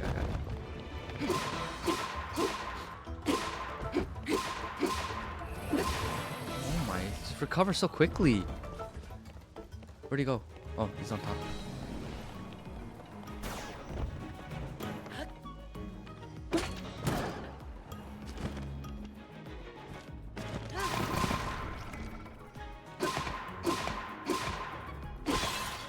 Nice. Move! Oh, he's almost dead. Let's go. Okay. We're chilling. Where's the block? Oh! Oh, I missed. It's got it. Where'd he go? Oh, he fell. Oh, dang it. I just wasted that opportunity. What the? Yo, he aggro right now. Okay, it's on the back. Oh my gosh.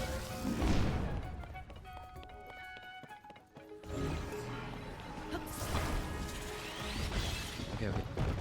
I think I should be able to kill him here. Come on, retail friend, help me.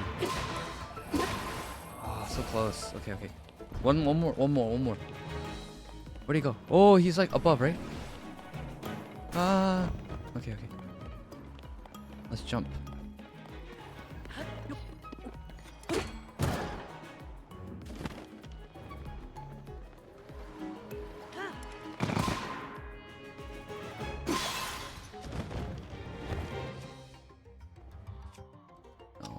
No. I beat him. Ah, finally. Oh my gosh. Woo. Wow. Look at all this free stuff I get.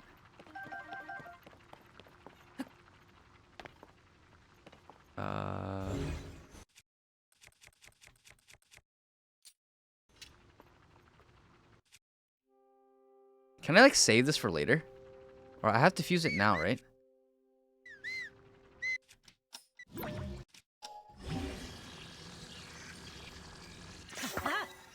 Whoa! Oh, it's triple. Nice. How strong is this thing? Oh, 38, dang. That's strong. Alright, let's go! We beat our first boss since playing this game again. Alright. Dubs in the chat, let's go. Alright, now I gotta move this now. Oh, wait, what are we doing?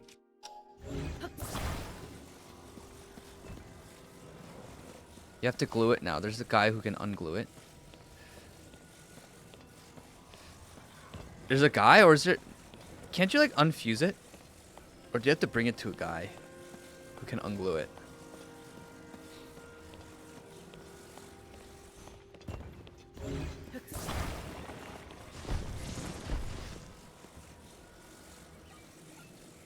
Oh, so then when you rotate this, right? It's like...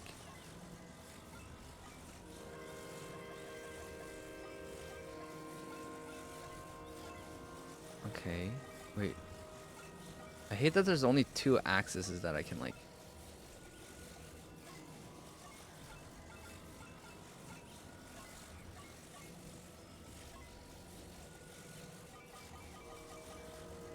So you sink into the ground and it stays put, huh? That's so sick. That thing is awesome. That's so convenient. Like, defies gravity, essentially. Bring it to a guy. You can destroy it to remove it. Oh, I see. I see, I see. Alright. Now, put this here. Right? And then... Nice!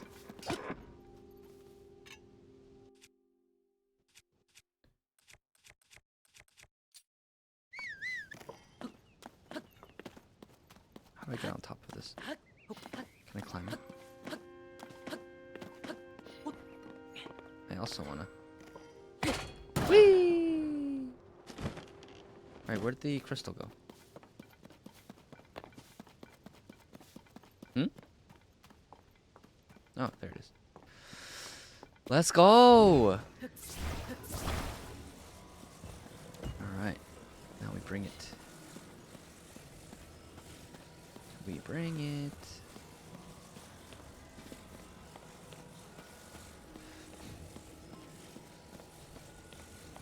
Dun dun dun dun.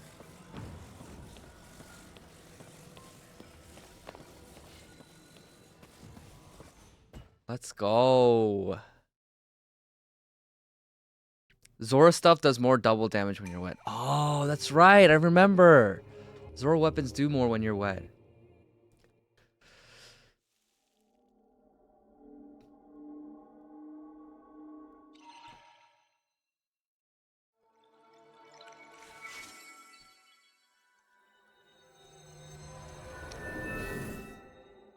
Let's go. We got a shrine. スパイミッション Shenanigans. What's up, Shenanigans? Thanks for the follow. How you doing? How you doing, Shenanigans? Alright, now I have to figure out the puzzle that is the shrine. The Necluda sky. Shenanigans.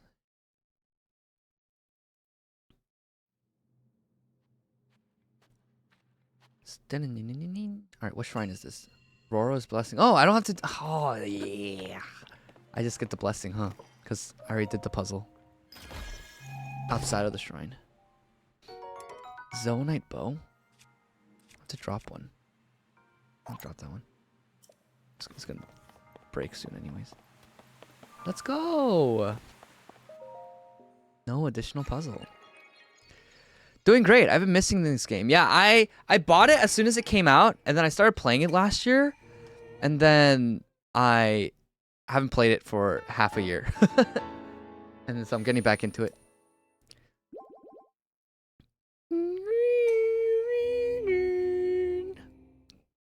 The music's not as creepy as the last game, the Breath of the Wild, but still, it's kind of like, it's like funky. It's kind of funky. Bum, bum, bum. Yay. How do I save? Save. Let's go. All right. Now, I want to go to... Oh, that watchtower is so far. Did I not get, like, teleport point here? How do I get here? I want to go here so I can, like, launch and then go there.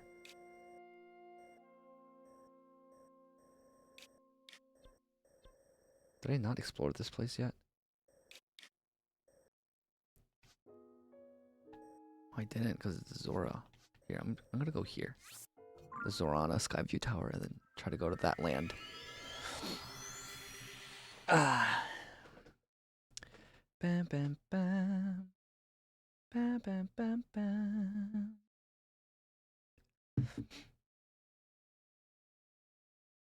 Dun, dun, dun, dun, dun, dun, dun, dun, dun.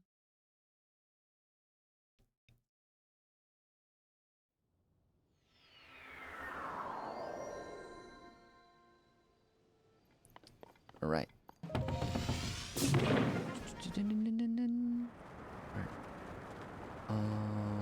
Whoa. All right, where do I go? Where do I go?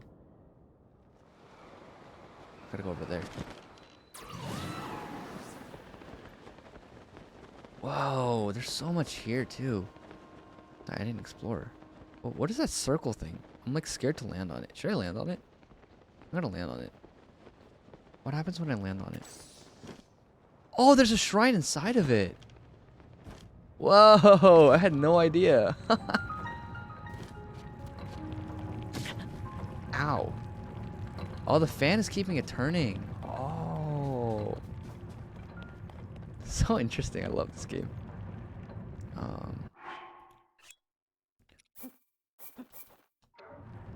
Let's see what this one has. This gumball machine. Woody, what's going on? How are you? Okay, what do I get? A beam emitter? Whoa, there's light beams in this game too? A Zonai device that shoots a light beam from its horn, inflicting damage at a great range. That's cool. Wing. We love the wings. Cart, fan. Okay, cool. Alright. What's this? I'm kind of scared. Okay, let's get the waypoint. The teleport point. And let's solve the shrine. Good. Taking the train home. After work. Dun, dun, dun, dun, dun, dun.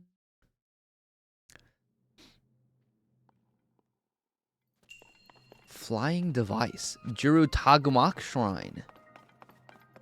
Alright, well, we got a wing. We got wings.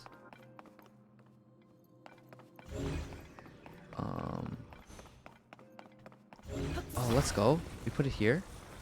And then we fly. Okay. Okay, so what happens when we put it here? School. College commuter life. Oh, I see. You commute, huh? You don't live in a dorm. Which way should I go first? I'm gonna go left first, chat. Whee! Alright.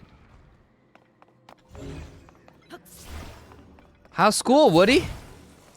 Too expensive. Yeah, that makes sense. If you live close to home, then it's like... And if you go to school close to home, then... Totally makes sense to, Oh, I can put the cart on it. That's right. Totally makes sense to commute instead. It's too expensive. For sure. That's kind of funky.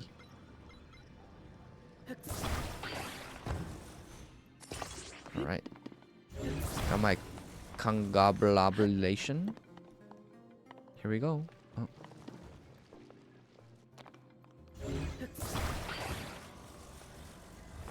I need to like put it in the center. Can I put it in the center? This center. Okay. Well, let's go. Why isn't it going? Yay!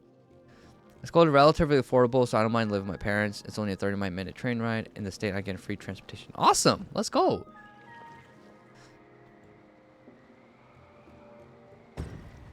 Alright. How's school, Woody? How's it?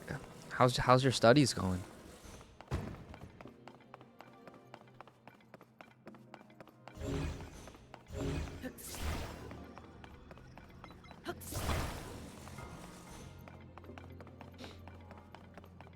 I feel like there's something here. Like, how do I get there?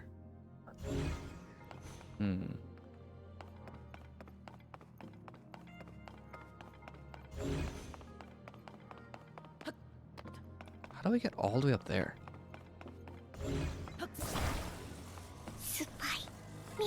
Kenny Powers. What's up, Kenny Powers? Welcome to the stream. Thanks for the follow. How you doing? School's okay. I'm struggling with digital marketing and analytics coding. Oh, you have to code? Are you a marketing major? Oh, there's no ladder. How do I get up there? Global marketing is tough because it's so multifaceted. Oh, I see. My two other classes, okay. That's good. That's good. Yeah, but, you know, anything worth obtaining is always going to be hard, you know? So. Yeah, for me, I went to school in LA, and so, you know, growing up in New Jersey, there's no way I could commute. So I had to live out there, and I found ways to make it, like, as cheap as possible, but definitely when I lived in the dorm, it was, like, really expensive. When I moved down and lived in an apartment, it was a lot cheaper. Marketing major. Yeah. Future marketing is pretty, like, I feel like you're gonna have to definitely know how to code, Woody, but also, like, keep in touch with, like, AI. Because I feel like marketing is gonna be taken over by AI. Like, not only, like, automating, like, it's just like I feel like almost all marketing can be generated by AI, especially when you look at the technology with OpenAI Sora. It's really, I feel like that's just the future. It has to be. And so if you understand that trend, if you're really, like, equipped well, then I feel like you can do really well as marketing, like with your marketing degree. Okay, wait, how do I get up there? Oh, I can ascend. I totally forgot about that.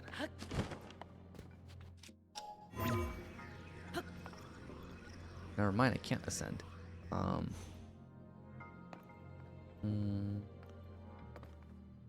Maybe, like, I make a platform with this, like a little bridge.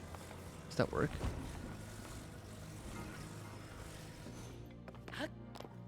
And then I ascend. Yeah, let's go. I'm a genius. What is it? A large zonite. Nice. Alright, let's take my little airplane. Alright, here we go. Ready for takeoff. 3, 2, 1. Blast off! Whoa! Oh! Whoa! Yo, we're flying! Let's go. This is so fun. I love the physics. The game physics is so good in this game. It's just so on point, you know? Like, if I go to this side, obviously it's gonna change the trajectory of the plane. And it's just so accurate. Yay! That wasn't hard at all. Let's go!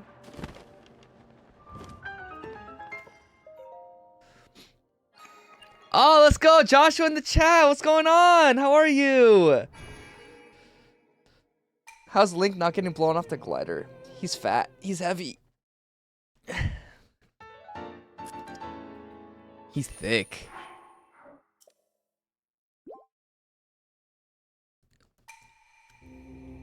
My location is to be an old age buildings and higher facility training. Let's see. Yo, Joshua, how you man? How you doing, man? How is everything? Are you still on the Genshin grind? I stopped playing Genshin for half a year. So after I moved and I didn't stream for a while, I didn't play Genshin, and I recently got back into Genshin a week and a half ago. Alright, what happens if I hit this?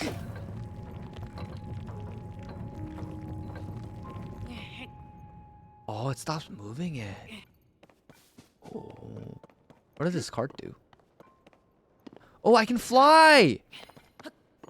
Oh! Let's go.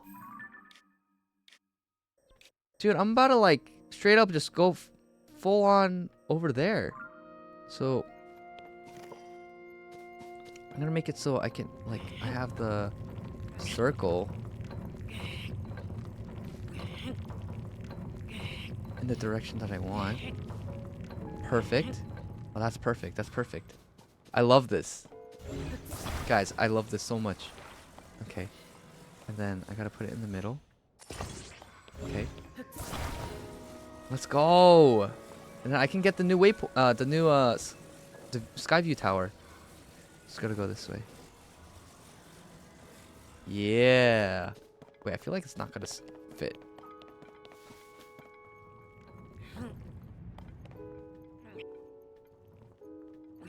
A little bit. Move, little, please. Okay, there you go. Perfect. Oh, no, no, no, too much, too much. Okay, there you go. Joshua, yeah, I've seen you on lately, I see. I'm always grinding some Genshin. Any new characters you've gotten? The newest character I got was Farina.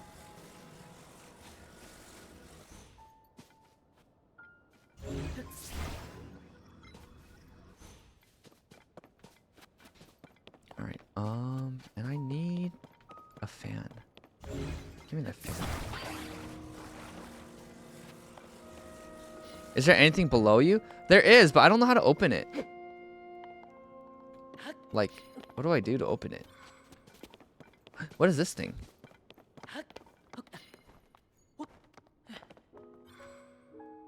You got Farina? Yeah, like I have a new team. My new Hyperbloom team is Nahida, Farina, Kokomi, and Kuki Shinobu, and it's like freaking cracked. It's so good. I try to get every character I can, yeah. And plus you have like 3 accounts. I don't know how to open this. Are there any hints in here? Oh, maybe I can just like just leave and then go below, right? Nope.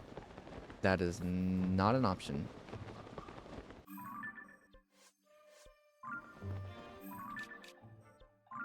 Oh. The hole in the orb looks big enough that you can position it so you can hop out and glide back in. Yeah. I think that is the strat, Zangramarsh. That is the strat. Here we go. Alright, I hate how the load times take so long in this game compared to Genshin.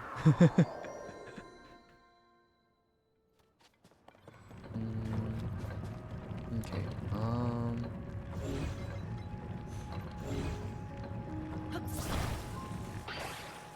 Okay. Stop it. Okay.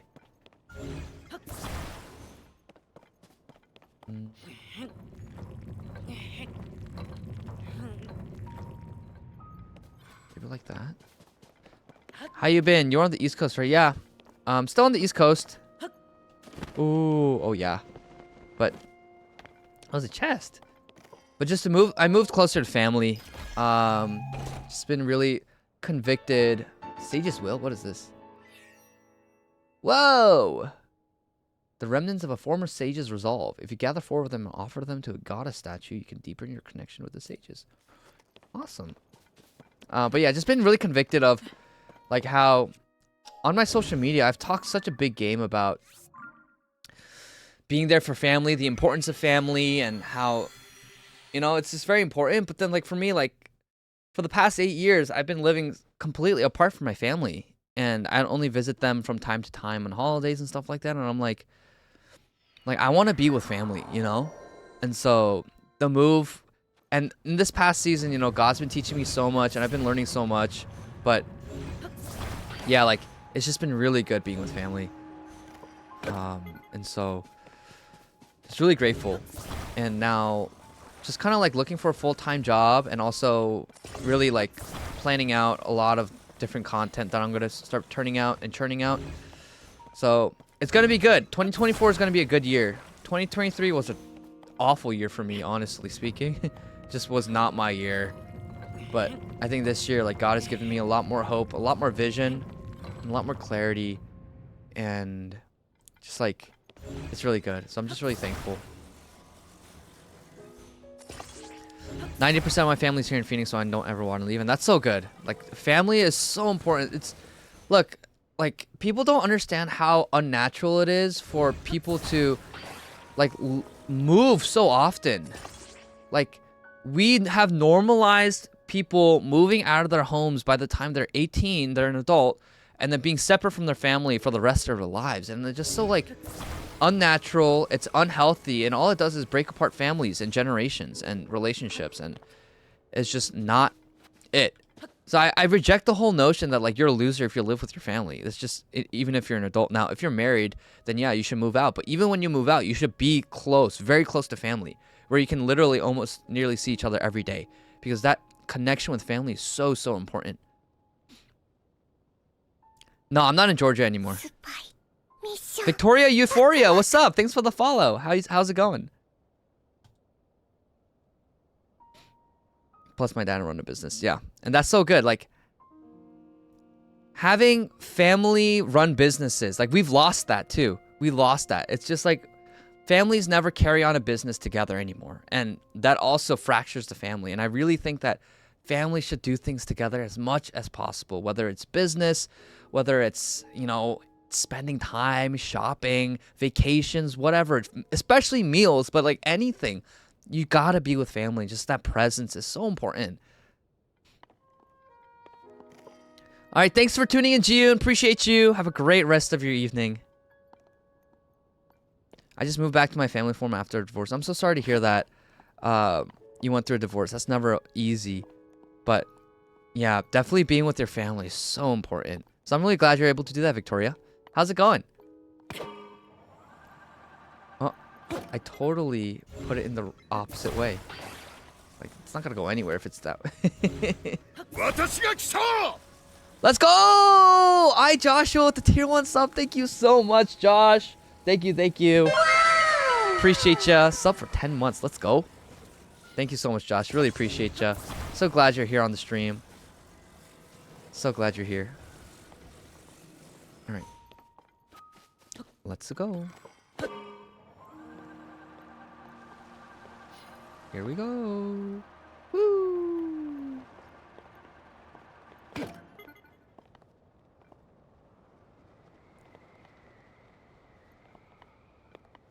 It's not really going forward, and I'm kind of concerned. Okay, now it's good.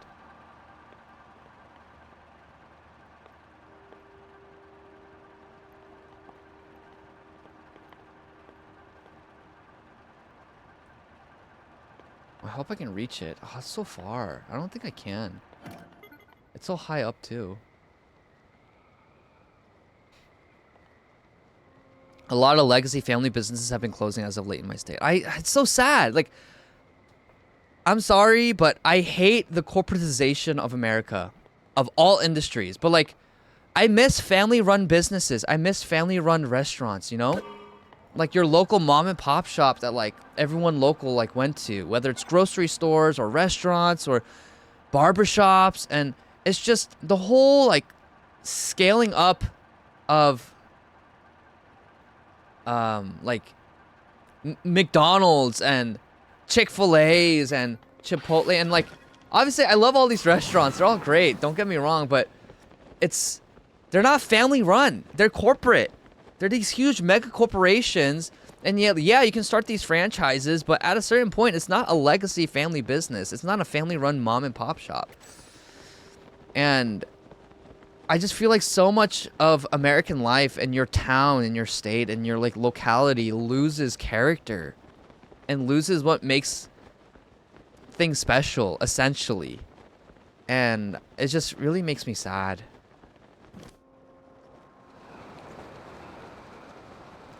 Just to see like how much like all these corporate entities have completely taken over American life, and how this is not the way that it should be lived. Like, this is not the way that it was traditionally in this country, but it's just not the way that life is meant to be lived.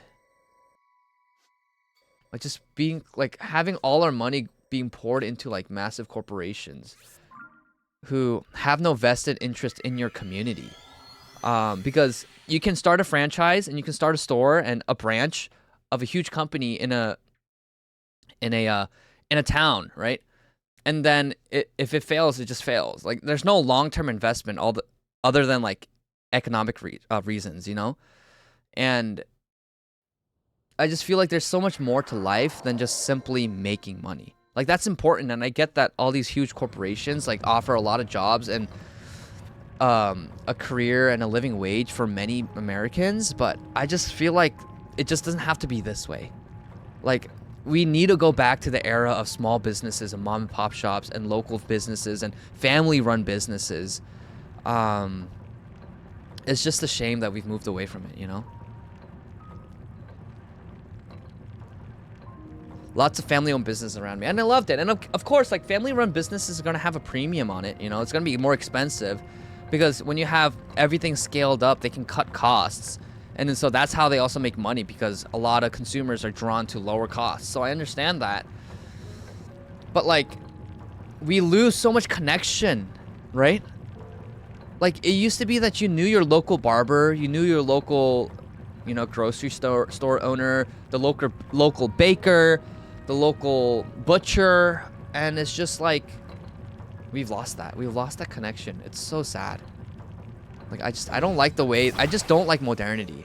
I love so much of it, but the way that we've normalized so much of how we live our lives, all it does is fracture families and communities, and doesn't leave a legacy for any family or community to invest in. It doesn't leave any sort of long-term connections, and then you wonder why everyone's so fractured and so lonely and depressed, and they've completely lost a sense of who they are and where they belong. Because it's just everything that we have right now, the way that we live, all parts of the way that we live right now, the way that we've normalized it, it's just not, it shouldn't be normal. It shouldn't, because it's not normal. Completely not having roots anywhere, and everyone just moving. It's not just immigration, you know, but it's also like moving to a different state, different city as soon as you're an adult, and then getting a job there, and then getting another job somewhere else, so you move your whole family again, and then you move your whole family again, and then once your kids grow up, they also move again, and then they move away for college and move away for work, and everyone's just scattered, and you have no sense of community, you have no sense of family, and it's not sustainable. It's very destabilizing. It's very sad. I don't really know my neighbors aside from my next door ones, and that it shouldn't be that way, you know? Like, suburbs are a huge mistake, where it's like you're just isolated in your own pod, essentially. Where it should be that you should know your next door neighbors, you should be able to trust them with your kids, you should be able to trust them to like do recreational activities with them on the regular, and you should also be of the same value. You know, this is why multiculturalism doesn't work, because how can you have a high trust society when the fundamental values that you believe in and espouse are completely different, right? And so it's just everything that we think is normal and good in our society today and in modern society is totally backwards, and everyone's lost, and there's no roots there. You can't set up roots anywhere. And you know, for me, like, I'm wondering what that looks like in 2024, but I'm really thinking more about like, how can we get back to more of an era where people can be more stable and more rooted in communities and have a vested interest and a vested love in where they live, right? And that's how it should be. That's why we have districts. That's why we have states and districts and representatives for those districts. But if you're just always moving and you have no vested interest in your own community, you don't love your own community because you're only there to live and have a roof over your head, but that's it, then yes, it's only a given that people are gonna be detached from America, from their country, from their town, and from their city, and from their state. And then so you have that, and then so people don't share a connection with each other. They don't share a connection with their family, and they don't share a connection with their community. And then everyone's fractured, and everyone's just kind of like their own island, and that's no way to live life. That's not, we're beings meant for community. We're beings meant for connection, not only within our families, but within our localities, you know? Yeah, I mean, like, suburbs inherently is not bad. Like, I like safe neighborhoods, too. I love safe neighborhoods. But for me, one thing I realized is, like, the nature of suburbs is that you have your own lot, you have your own yard, you have your own house, right? And then so, in essence, it's so hard to share a community with other people because you're so isolated. Whereas before, like, people used to live in villages.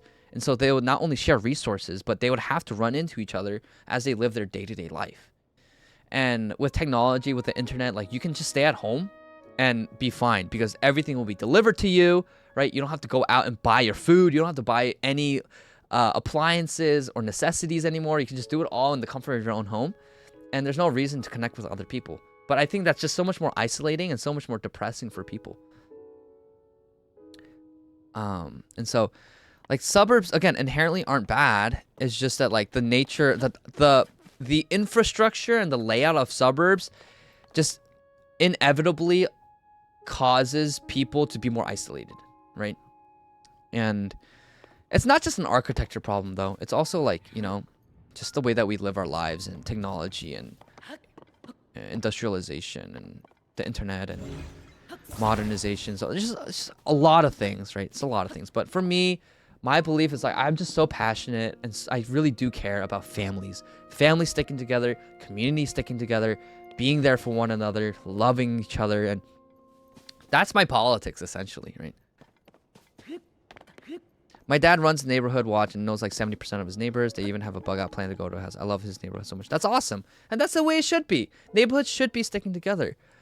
But then it's like, you know, people always say diversity is our strength, but then, like, if you have someone of an Indian background and then Korean background and then, like, a Swedish background and then Chinese and then Mexican, you know, all in the same neighborhood, like, what do you share? Right? What do you share at that point? And then it's so hard to really develop that sense of community because not only do you come from different cultural backgrounds, you come from different religious backgrounds. And then so the traditions you observe are different, the values you hold are different. And then because of that, yeah, it's how do you expect to feel a sense of community? Like, you can't. It's impossible. And so there has to be a unifying factor. There can't be unity without a unifying factor. But so at this juncture in American life in 2024, this is why Christ is so important, you know? Like, we have to unify over something, and it has to be Christ. Like, there's no way around it. Because what else are we gonna unify around? Ethnic background? No. Cultural background? No. Traditions? No. Even language. A lot of us speak different languages. I speak Korean. Some people speak Spanish, and, you know, it's like, yeah, it has to be Christ, and that's the ultimate solution, in my opinion. Jiro Kiba reposting. Might want to write down somewhere that you got the Sage's Will by Jiro Gumuk's Shrine. You don't want to wonder which ones you haven't gotten. Got it. We'll write that down. Thank you.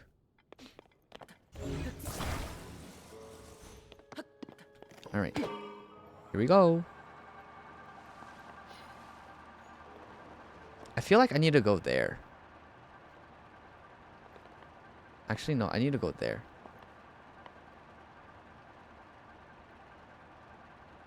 I have a feeling I need to go there. Oh, I messed it up. Okay. They share proximity, but like, I feel like that's why it's like it's just so like.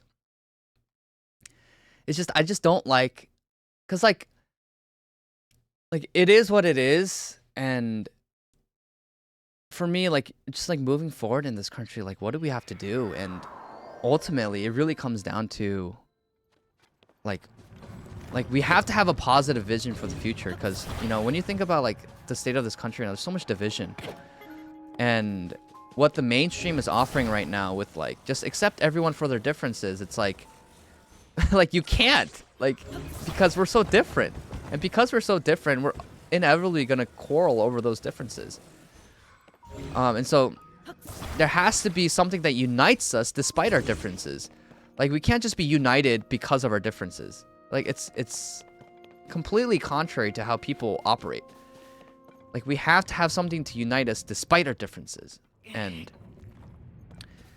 like, I see no other solution aside from Jesus Christ.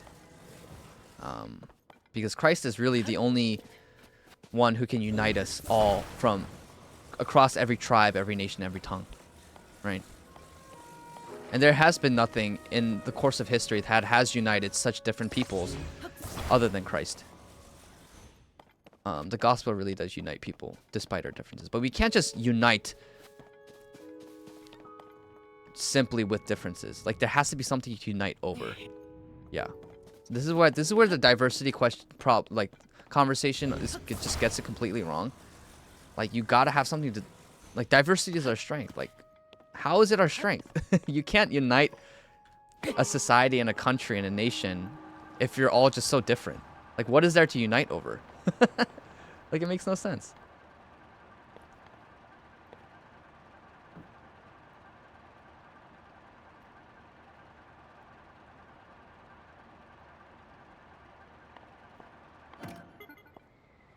Yay, there's a chest. We can't just kick out Muslims and Sikhs and Buddhists. That would be against our own constitution. I disagree, actually. The constitution, you know, everyone always looks to... Oh, old map. What is this? A very old map that shows a marked spot. What could be there? I have so many maps. Why do I have so many maps? Oh, they're for the depths. Nice, nice, nice, nice. Probably treasure. But like this country was founded as a Christian country. That's just an inevitable reality. You know, 9 out of the 13 first states had a state religion, and you know, a lot of the founders affirmed like that, like Christianity was like the way of life for Americans. Now, everyone always quotes the First Amendment, which talks about Congress shall not make any law establishing a religion, right? But that's, yeah, for the federal level. It was never meant so that like there was a quote unquote separation of church and state. You know, once America started to move away from its unique Christian identity, I think that's really when things start to go south. But like, there really is no future for this country without Christ. And I'm not saying that we have to kick out people who are practicing of a different religion, but I do believe that like the gospel of Jesus Christ must be proclaimed to every single sphere of American society, and we do need revival, or else there's no way forward in this country. That's essentially what I believe.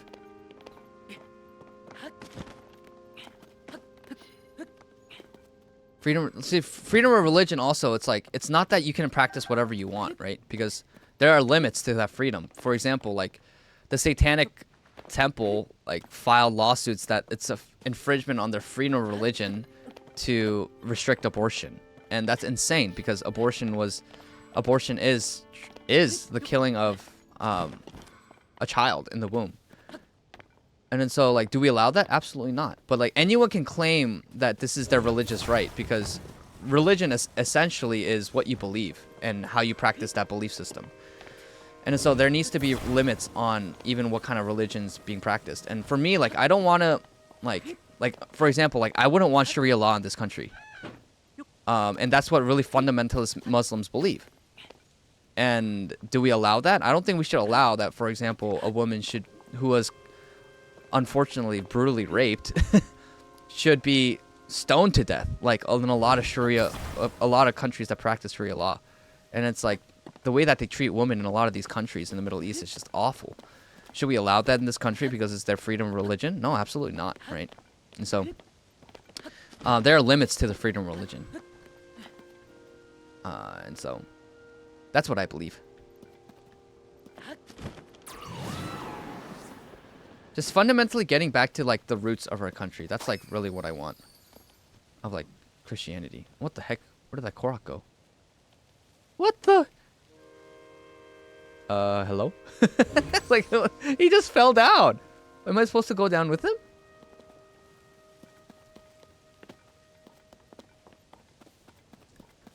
I disagree personally. I mean, Woody, you can disagree. That's that's fine. But just the reality is this country was founded as a Christian country. And it's like you can disagree with that premise. Disagree with like I didn't like that it was founded as a Christian country, but it was founded as a Christian country. John Adams said like this. The Constitution was written for a moral and religious people. It's wholly inadequate for a people of any other. You know, there's some other founders like I can read right now like,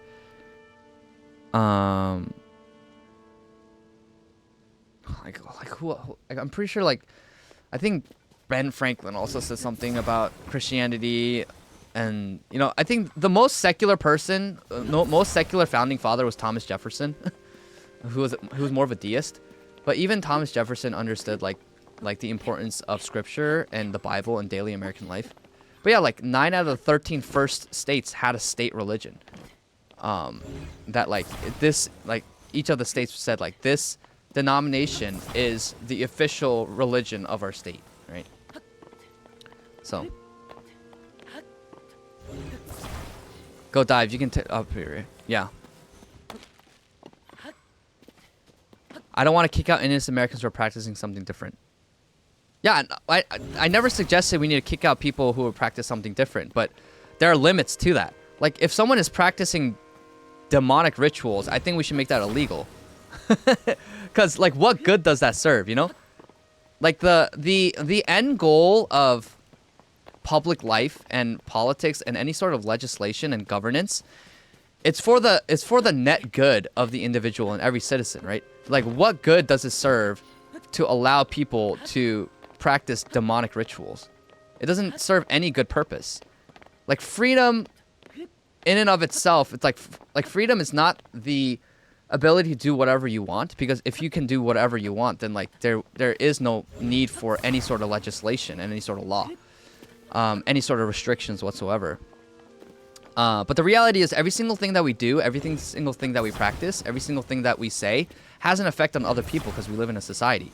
And then so there are limits to that. Like, would I kick out people if they practice a different religion? No, I don't think that's necessarily true. But what is that religion that they practice? And if it's like Satanism, then I think we should make that illegal, right? Because like it's just literally destroying people's lives. And what these Satanists do is like they literally is like perform like harmful rituals to themselves and to others. I don't think that should be legal because it's their freedom of religion. There's no right in the Constitution to murder babies, for example, And so that's how I feel. Okay, how do I get up there? Like, I want to get up there. Do I like go down? Oh yeah, I should go down, huh?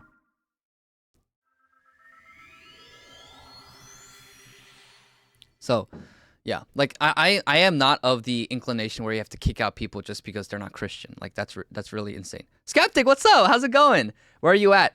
I finished the Rito Village arc, and then that's it. And so I'm just on my way. I'm just trying to get all the Skyview towers for now because I just want all of the map. Yes, Tulin. That's his name. Thank you, Tulin. He's the Rito guy. Yeah, this is where I go. All right. Okay. Yeah, but I am not of the inclination where we have to kick out people just because they're not Christian or they believe something different. But it's a matter of what they believe. And if they believe that you should be able to like kill people or sacrifice people, I mean, that's an extreme example, but there are people out there who believe that. And yeah, like we shouldn't allow that. That's insane. Tulin is my goat in this game. He's the goat. Okay, where do I go? I have no idea where I have to go. Like, I want to go up there. But how do I go up there? No. No. So, I want to get that Skyview tower. What do I do with this?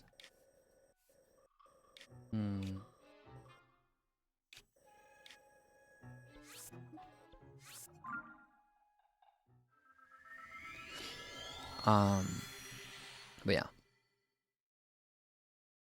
So yeah, I don't think freedom should be the end goal for anyone. Like I think any sort of, this is why I disagree with libertarianism, because their end goal is freedom. Like freedom is the highest virtue, you know?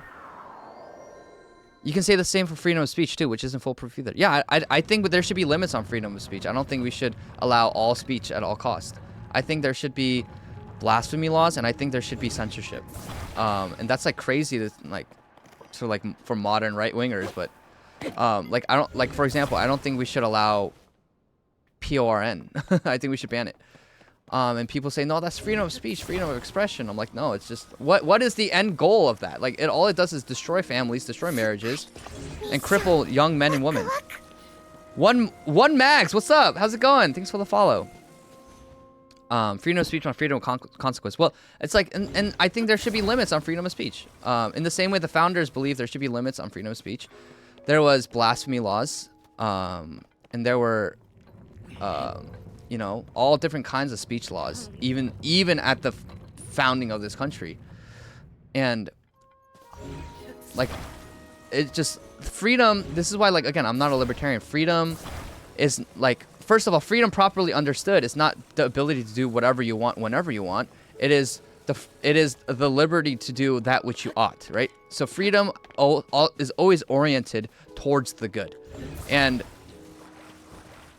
freedom properly understood is a good political goal, but it's really like misunderstood today, which is why people say like reproductive rights, right?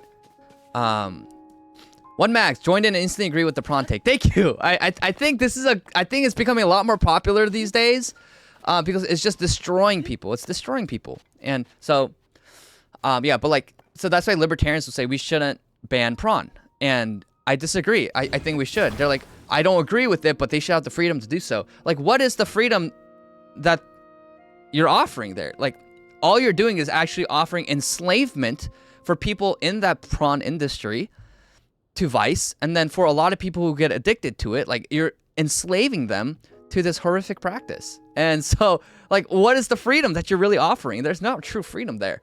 And so freedom has to be, there has to be a proper understanding of what freedom means. And then even so, like, freedom in and of itself, it's a vehicle by which we, and a vessel and a vehicle by which we do good for not only ourselves, but for others. And that, like, what is virtuous and what is good and what is true, that should be the main goal of any political system or philosophy. And so when you think about even freedom of speech, it's like, should you be allowed to say whatever you want whenever you want? I don't think so. I actually don't think so.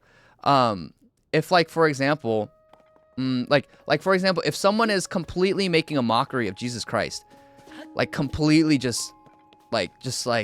we've seen some horrific stuff. Like, I don't think that should be allowed. Like, what is the benefit of that? You're not bucking against any system. All you're doing is desecrating and denigrating the name of Jesus Christ.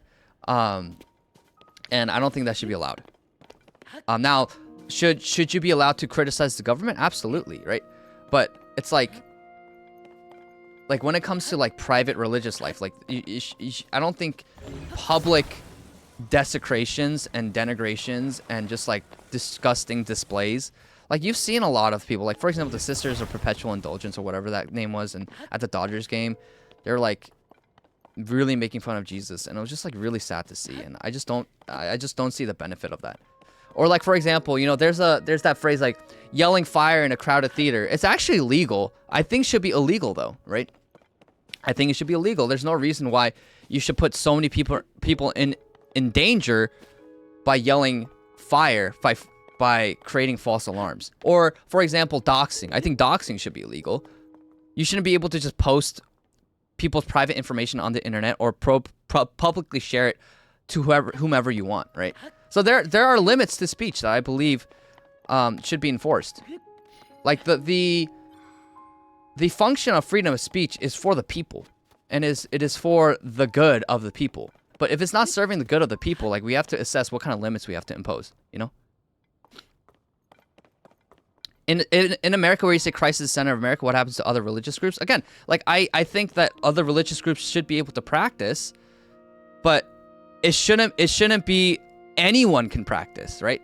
Like, if a religious belief system says, for example, it is a good thing to murder children for harvest, right? It's an extreme example, but it was very commonplace before the modern era.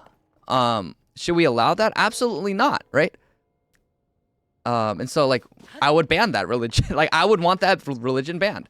Like, any religion that would do that to children or to, like, any innocent person, right?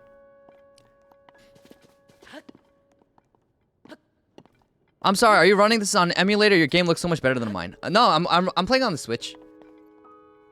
I am playing on the Switch. Does it look really good? I'm glad it does. Maybe it's because I increased my bitrate. Yeah. So, can you do the same to a religious figure of another religion without consequence? I would say, again, it would depend. Yeah, like, I think it depends. Kind of like what Jirok Wima says. It depends, you know? Like, I would be hesitant to do that with, like, Muhammad or Buddha. But if it's, like, Satan, like, I would be 100% okay with mocking Satan, you know? Again, like, this is where, like, prudence comes in. Wisdom and prudence. And this is where we have to exercise that. And unfortunately, people, for a lot of politics, is very black and white for them. And there are very black and white things, but the black and white helps us navigate the gray. And in order to navigate the gray, we have to have prudence and wisdom and good discernment. And those are the conversations we need to be having. But unfortunately, the conversations that we're having today is whether or not men are women. like what kind of conversations are we having today? And it's all such useless, dumb conversations that we shouldn't be having. But unfortunately, we live in an age where left is right and up is down. So, yeah. But Woody, those are good questions for sure. And, you know, obviously I'm open to correction and I'm open to be proven wrong. But, like, after, you know, the past 4 years in being in politics, like, I've kind of come to this conclusion. And this is what I believe. And I'm always learning and I'm always growing. But I used to be very libertarian. But I started to realize, like, what is it that I believe as a Christian? And what is my end goal as a Christian? My end goal as a Christian ultimately is the salvation of souls. And for people to come to Jesus Christ. And all my politics is about, like, how can we orient our society so that people can know the King of Kings and the Lord of Lords and come to him, and also, like, be in healthy, loving, functional, not dysfunctional, functional families. And then how can we cultivate sustainable, healthy, rooted communities? Like, those are that's my politics, right? Like, GDP, all that stuff, like, whatever. Like, that's all super secondary, even tertiary to me. My faith and family, that's the biggest, my biggest priorities for sure. Anyway, sorry I'm ranting a lot, but I think these are good conversations for sure. I love having these kind of conversations. But I also need to figure out how the heck am I going to get that Skyview Tower. Sakala Sky Archipelago? Okay, well, let's try going here first. One mage, yeah, real clear and smooth, while mine just looks like a PS3. Really? I don't know. This is 30 FPS. Like, I don't know. Maybe it's just, yeah, maybe it's like the stream quality. Stream quality is good. But, yeah, like, I'm playing it and it's just like only 30 FPS. And I'm like, meh. Everything going on today has pushed me far to one side. It has for me too. Like, not like... Even, like, the phrase, like, far right, it's like, what do you even mean by that, you know? Like, everyone has a different definition of what that means. So I think it's very important for us to clarify, like, what we mean when we're right-wing.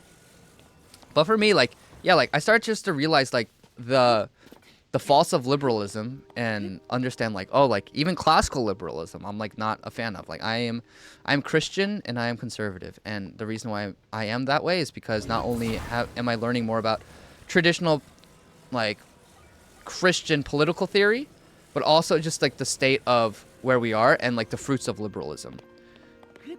And yeah, that's why I believe what I believe.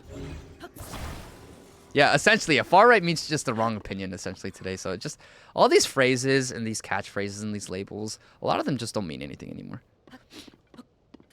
The switch down clocks when it's not plugged in and outputting to a TV. Really? Oh, that makes sense, yeah. Here we go. Let's try to make it. Oh, hello. All right, here we go.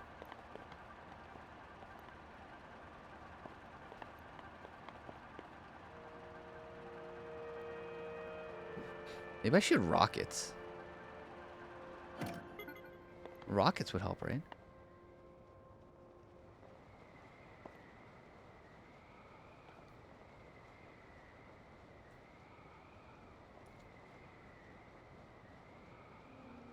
LGBT without the T.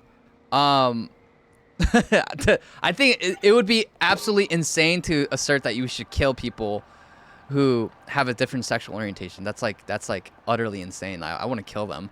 But I think we should, for example, we'll just go back to America like before, like that was 8.5 years ago, where same-sex unions were not recognized by government. I think I'd be. You played Breath of the Wild? Yes, I did. But yeah, like that's what I believe. I believe that we shouldn't, because what happens as a result of the government recognizing same-sex unions is that, you know, there's a mass acceptance of this kind of lifestyle that's destructive, and then so now what's the fruit of it?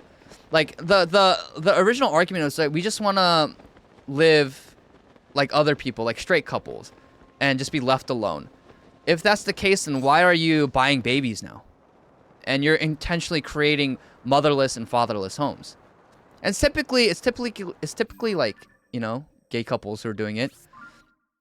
Not lesbian couples, but it's like gay couples, and there's a reason why they only adopt sons. And you never hear in the stories, you never hear in the mainstream media, but you know, there's tons of stories like of gay couples pimping out their own children and sex trafficking their own children, although they adopted them or they're surrogates. And it's like, it's because fundamentally it's sexual perversion. And as a Christian, I won't mince my words. I won't deny that this is what I believe, but I still will love people if they struggle with same-sex attraction, right? What would you say to kids who grew up with gay parents and turn out straight and fine? There's no such thing. There's no such thing. You can, like, people can assert that all you want, but in the same way you grow up in a fatherless home, right? Let's say a child grows up in a fatherless home and they're fine. There's no such thing, because there are scars and there's trauma that's left behind without having father in the house. There are many cases. There's no such thing, because in the same way, if you don't have a father or if you don't have a mother in the home, there's traumas and there are hurts and there are things that there's brokenness that comes with it when you go against God's order. In the same way, you grow up in a home when sexual perversion is normalized, and that is the norm, and that's what they learn. Like I'm against it, because not because I hate gay people, whatnot, but because essentially there will be brokenness and there will be trauma and hurt, because every child needs a mother and a father. This was indisputable, and this was common known for all civilized peoples for all of human history until 6 years ago. And now we're trying to all justify, because we have the technology for surrogacy and for IVF and all these alternative methods to allow for this. But essentially, if a child grows up without a mother, it's deeply scarring. And like every person comes from one woman and one man. So every child has a mother and a father, right? The reason why orphans, like having like an orphan, the situation of orphans so unfortunate. No one says, "Oh wow, you're an orphan. That's a great thing." The reason why is because they've been stripped from their mother and their father, and that is a natural good desire that they always have, and every child has. And so when you intentionally strip that away from a child through surrogacy, you're scarring them. You scar them. It is indisputably traumatic, right? And so they're contributing to society in a positive way. Like even that, like who gets to dictate, and how do we determine whether or not it is a positive way? GDP? What is positive? And I think that we have to have a discussion of what is right and what is wrong, right? And there's no such thing as a kid who grows up with gay parents who's fine. There's no such thing, because they are, from the moment that they either are adopted or they're born through surrogacy, they are motherless or fatherless. And that is already something that scars them for the rest of their lives and that they need to find healing from. For a lot of them, they think they're fine, but then they don't find healing for it, and then it carries on into their next relationships or into their friendships or into their next marriage, right? Into their marriage and to their children. And if that's not healing that you get before you get married and have children, you inflict that onto your children and into your future spouse. And so there is no such thing as like growing up with gay parents and you're just being fine, because that is all like, again, misconceptions, and it's all like basically rationalizations because of modern society. Can you say the same for parents who are infertile get IVF? See, here's the thing. My view about IVF is like, if you really, like, first of all, I'm against it because it's disordered. Like, that is not the method by which God designed children to be born. But I would be okay with it if it's only one egg being fertilized by one sperm. But the reality is that's not what happens. Many eggs are fertilized. And so there's a lot of embryos created, and either they're frozen or they're discarded. And that's killing children. And I believe that's really wrong and disordered. And we start normalizing that, then there's all different kinds of things we can normalize as well. But just the fact that we're normalizing that is wrong, because I think it's a wrong practice. Not only is IVF disordered and wrong and dysfunctional, and it's not natural in an ordered way, it also kills people who are people. No matter how much you try to how much society tries to rationalize that it's just a clump of cells, it is still a person. It's a unique person created with DNA, because we were all embryos once. People always make the claim, oh, like, whenever someone, like, does the deed, like, oh, like, they're killing babies. Like, no, because I was not a sperm, or I was not an egg. But when the sperm fertilizes the egg, then that's when I became who I am, right? Or if a parent dies tragically. If a parent dies tragically, that's tragic. But we don't celebrate the child becoming fatherless or motherless, right? But why do we celebrate a child becoming motherless or fatherless through gay adoption or surrogacy? I think it's really backwards. And that's why, like, if a parent dies tragically, like, if the parent remarries, it's an okay thing, because the child does need a father and a mother figure in their life, like, always. There's like no way around it. And so what we're doing right now is really harmful for children. And we say that it's just fine, right? We don't know if it's fine. Like, there's no way that anyone can claim that they'll be fine, because this is a very, very new phenomenon. Very, very new. Like, there hasn't even been a whole generation that has passed where we've seen the effects of this on a mass scale. But what we do know is that what has worked for centuries and millennium, once we break from that, then it will be harmful. It will be harmful. And we already have so many studies of children who grew up in these kind of homes, and they're being really messed up. And even if they're fine on the outside, right? Like, there's a lot of hurt and a lot of trauma and a lot of scars that they're dealing with, that they will carry on to their later relationships, that won't, like, that they will inevitably carry on to the next relationships unless they get healing from it. And this is where, again, my faith comes in, and I believe that the power of Jesus Christ has the power to heal anything. But yeah, it's just, again, it's all disordered, like the way that we're going about it and the way that we rationalize it is completely unfounded. And so, yeah. So, yeah, but I am not of the inclination of killing. I don't even think the new law in Ghana would kill them. It would just fine them or jail them. But yeah, it's because we live in a society, right? And so I don't think that it is a net good for society as a whole, but also for the individual to allow this kind of practice, Would you rather an orphan stay an orphan then? No, absolutely not. But again, that's a red herring, right? It's like, just because, like, if there were absolutely no couples available or ready to adopt, then it's like, okay, the next best solution would be, yeah, let's say a gay couple wanting to adopt, sure. But that's not the case. There are dozens upon dozens, hundreds and thousands of couples willing to adopt. There's just so many redlining, and there's so many red tape and so many regulations and background checks, right? That make it really hard for anyone to adopt. But not only adoption, but what I'm mainly talking about is surrogacy, right? Because yes, of course, I would rather them grow up. I would rather them grow up in like a same-sex home than the foster care system, because the foster care system is very, very abusive. It is horrendously run in this country, right?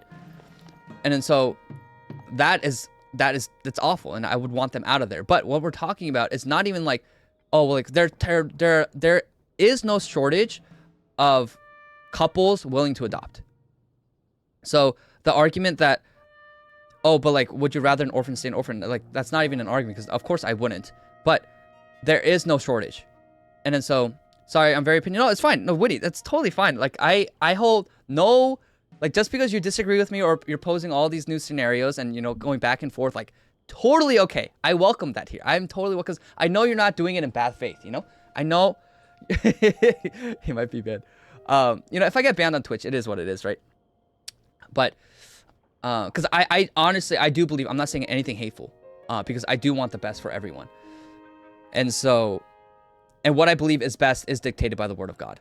But, okay, Melanie Mack goes a little extreme. She goes kind of far with, you know, name calling. So I don't go there. But, I want to be here if I don't like the con. Thank you, Woody. I appreciate it. But the biggest thing I have against is surrogacy, right? Because you're intentionally, right? Because, like, it's one thing if a gay couple is like, I want to adopt an orphan from foster care, right? But it's not that. Like, their intentions aren't good, right? Like, the reason why they want to create artificially create a baby through surrogacy is because they have a disordered desire. And there is a reason, like, it's so obvious the reason why gay couples always get surrogate sons. They never get daughters. Is because it's an extension of their sexual perversion that they feel with their partner. And they're gonna put it onto the children. Like, it is what it is. Like, they never have daughters. Why do they never have daughters? And so, but what they're doing is they're selfishly creating a motherless child. And that is what I have a problem with, because essentially they're treating their baby like a designer bag, like a commodity, like an accessory that they can parade around.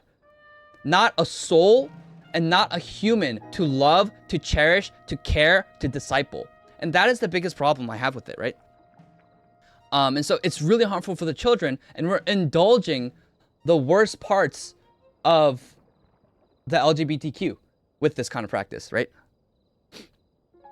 And so all she said was homo was a sin by the religion of the Bible. It is what it is, you know? Like, it is. It's a sin. It's a sin. And again, before 2015, guys, this is all very new. 8.5 years ago, most Americans were against the LGBTQ. Most Americans were before 2015. They were either against it or they were just like ambivalent or like apathetic, right? But no one was super pro. Now everyone's pro because there's been such an artificial campaign and propaganda push from all the most powerful institutions and spheres of society in our country to accept it. We shouldn't accept it. We shouldn't accept it. There's no reason why we should accept it, because this has not been the norm for all of human history, and especially in our country, until literally 8 years ago. And even when it was first passed, you know, no one was saying like, oh, we should allow surrogacy. But now it happens because the slippery slope is not a logical fallacy. The slippery slope is a reality where you concede moral ground, they will take more ground. And so this is why Christians need to have, and conservatives need to have, a positive vision for the future of this society. It can't just be, we're against the left. Because obviously what they're doing is insane. But they're offering a vision for the country. Most of the normie right wing in this country, they offer no solution. The solution is capitalism and freedom. What? No, that is not a vision. I'm sorry, that's not a vision. The vision is ordered, healthy, good families, love and discipleship. It's communities that thrive. It's faith being supreme in the public square so that people come to Christ and souls are saved, right? Like, those are positive visions.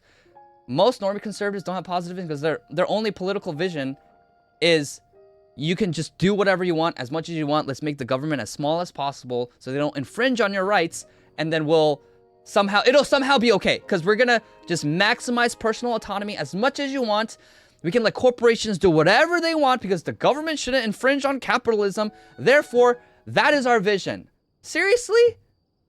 Seriously? So avarice, greed, licentiousness, adultery, promiscuity, that is your vision? No, like, no, right? And so, like, there has to be a positive vision, right?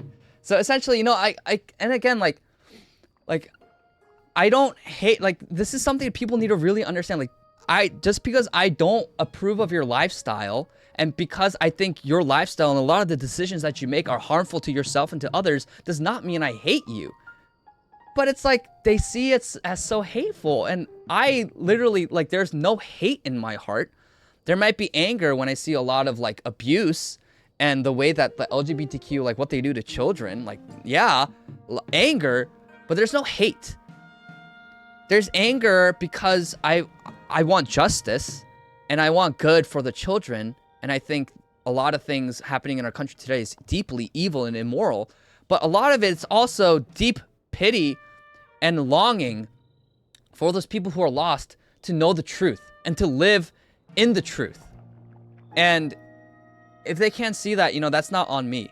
But it is incumbent on me as a Christian to share the truth unabashedly, but also with love. You know, and I never try to say anything to intentionally hurt people, to intentionally cause division, to intentionally be super bombastic and contentious and provocative. Like, that's not my goal. But the reality is, the truth seems hateful to those who hate the truth. And I really do believe, like we need to be strong, but with love, of course. And I just really hope anyone listening to this, like, really understands, like, I don't hate people of that lifestyle, right? It's just, I know for sure that they're lost and they're broken and they're hurting. And obviously, you know, there's the statistic for, like, for example, like, the majority of gay people were abused and sexually abused and molested when they were kids. So there's that as well, right? And we have to break the generational cycle. We can't promulgate it and continue it and give it to the next generation. More of this brokenness and more of this perversion and more of this dysfunction. Like, we can't. It has to stop here. Like, the cost is too high. The cost is way too high, and we shouldn't allow it, and we shouldn't normalize it. And that's why I stick with you, man. I'm sick of hearing people with the right politics talk about society from a crisis worldview. Like, thank you, Rick. Thank you so much, Rick. Because, like, it's like, without Christ, it's all in vain. Like, yeah, like, but like Christ has to be the center of it all. He has to be. He has to be. Or else it's all in vain, because this life is only temporary. This life is temporary. And while we are here, we have a duty and obligation to, yes, do good to others, to pass on the gift of life, to make this world a better place for our children, for posterity, for future generations, to do good, to advance the kingdom of God, to share the gospel, to do good unto others. We have a responsibility, and those are very important because they have eternal consequences. But there should never, ever be earthly solutions to spiritual problems. We can never, ever look to the world for solutions for eternal problems, for spiritual problems. It has to be Christ. It always has to be Christ. It has to be through the church, and it has to be through the Word of God. Yes, exactly. It's the wrong mindset. Like, people are so concerned about owning the libs to get the likes and to get the drama and to get the clicks and get the views and get the money. But, like, those people who are lost and, like you said, Slick Rick, on their way to hell. That should break your heart. That shouldn't fill your heart with glee. That should break your heart that this image bearer is on their way to hell. Like, and it should lead you to a sense of urgency that when you fight against evil in the public sphere and in politics, you're doing so not to own the libs, not to make money, not to gain reputation and status for yourself. It is to save souls and show Christ to these people. And this is why I'm so sick of a lot of these conservatives claiming Christ is king and saying that they love Jesus Christ. Where is that in your life? You literally use Jesus as a cudgel. You use Jesus to bludgeon political opponents. Like, and that should never be the case. That should never be the case. Yes, Joshua, and that's why I love Michael Knowles, because Knowles is so tempered and he's so self-controlled, but you see that the way he talks to people who disagrees with them and talks to liberals and leftists, he's always very patient, he's slow to anger, and I've never seen him get angry at all. And he's very, very charitable. He's very, very charitable. And like we need to really be focused and know and have our priorities in order as the church and as Christians. Anyways, let's play some Tears of the Kingdom. Sorry, that was a big rant, but I think it is very important. All right. What was I doing? Oh, I'm trying to like go up here, right? Or maybe go there.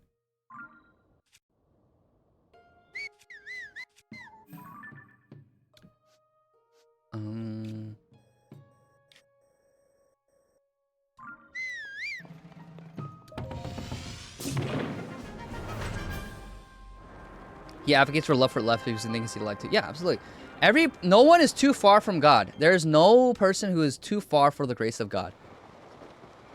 There's no such thing. By denying the power of the cross for a person and the grace of God for a person, you are basically saying that Christ's work on that cross and the love of God is insufficient. And that is one of the most... That's the craziest, one of the craziest things, actually one of the most insane things you can claim.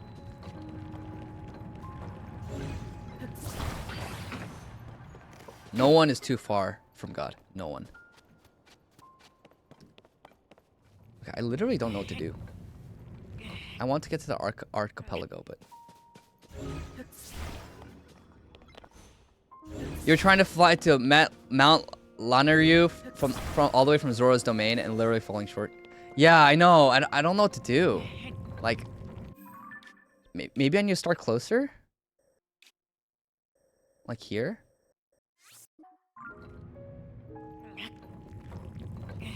Let me see. What am I looking at? What is that? The red mark? Oh, that's really far. Never mind.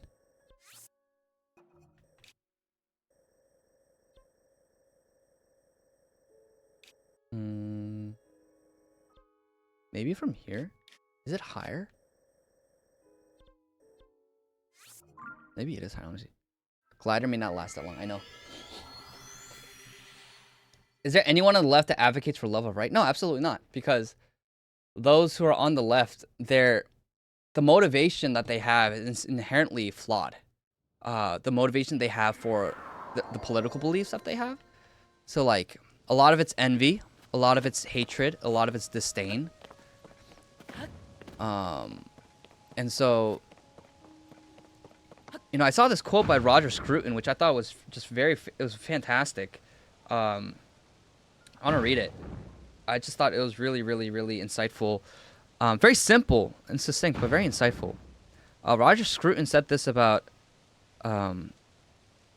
conservatives. He said, the real reason people are conservative is that they are attached to things that they love and they want to preserve them from abuse and decay. They are attached to their family, their friends, their religion, and their immediate environment, you know? And so the real reason why people are authentically conservative is because they're attached to the things that they love. It's because they love things, you know? And so they're attached to their family, their friends, their religion, and their immediate environment. So That is what motivates true conservatives, in my opinion. But what motivates most leftists is not really a love. I think a lot of misguided ones it could be, but I think it's a lot of vice.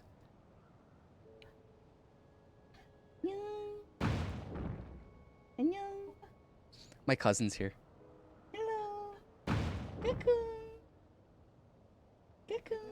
뜨거워요. 뜨거워요.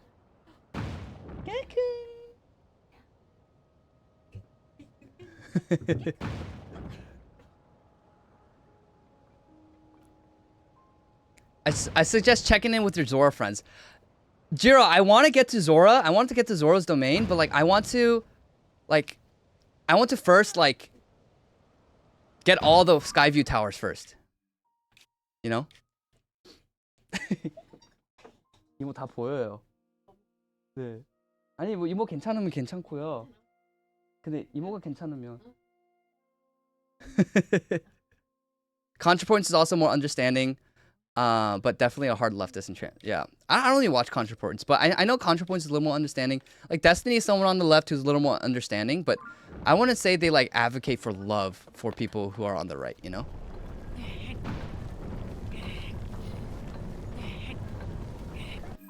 Let's see.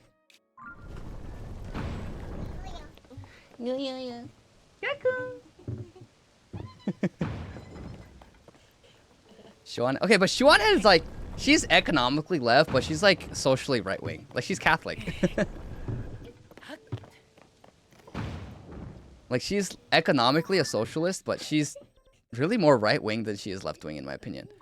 In temperament and in a lot of her social beliefs.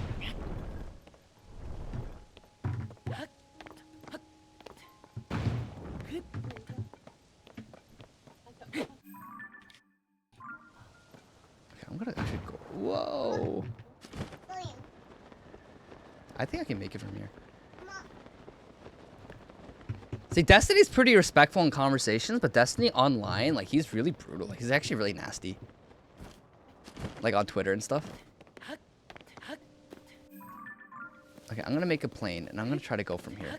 Because I think I can make it from here. I think it's a little higher up, right? I'm gonna try from here. Okay. What am I looking for? I'm looking for the cart. Maybe I'm gonna use some rockets. Actually, I don't have a lot of rockets. Drop. Drop. Drop. Okay. If you want to get to the tower, top of line, you can't use a glider. They despawn after a while. A warm tunic and fuzzy boots. I see.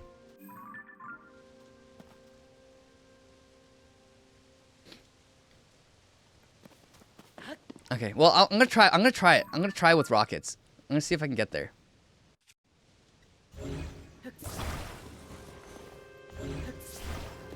Destiny is crazy online from debates. Exactly, like in debates and conversations, Destiny is actually pretty enjoyable to listen to. In my opinion, like I think he's pretty like.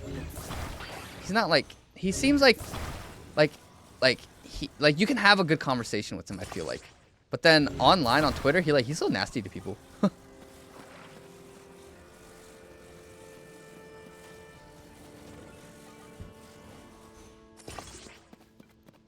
Rockets use a ton of battery. Yeah, but it like propels you so much forward, you know? Let's see. It's okay.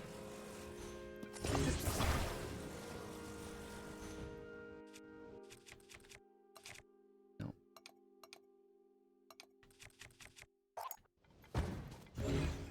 Attach this.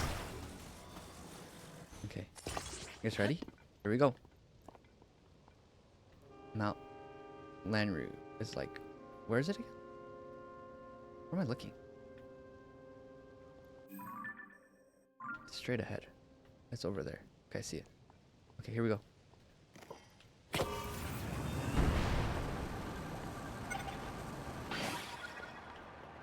It doesn't really do that much, huh?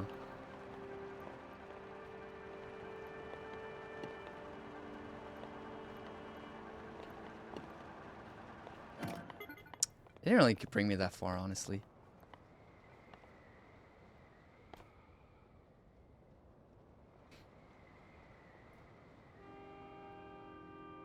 If you start off with rockets, keep the fans on. The rockets will overcome the initial friction. Make sure you don't need the cart and just wait underneath. Oh, really? Oh. Maybe I should have done that from the start. Dude, I am not going to get there on time, huh? I am not going to be able to get there. Actually, I might be able to. Why are you looking that way?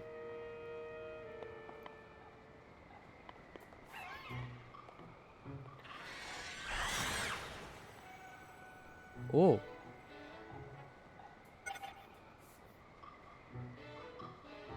This is closer than before.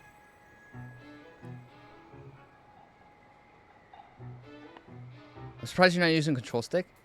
Oh, I can, huh? I can, but I feel like you don't really need it.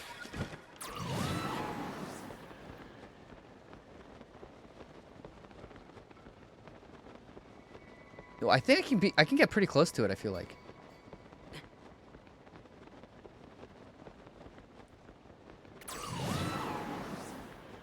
Oh my, yeah. Oh, I think I can make it.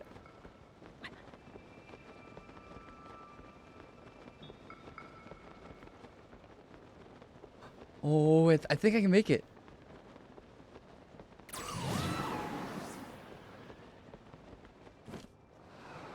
Oh, I made it. Let's go. Should have just done that from the start. Let's go. Open sesame. Eat stamina food. Oh, I could have, huh? That's okay. I made it. Dun dun dun dun.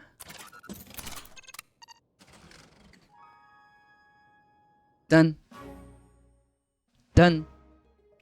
Dun. Dun dun dun. Let's go. Na, na, na, na. Na, na, na. Na, na, na, na.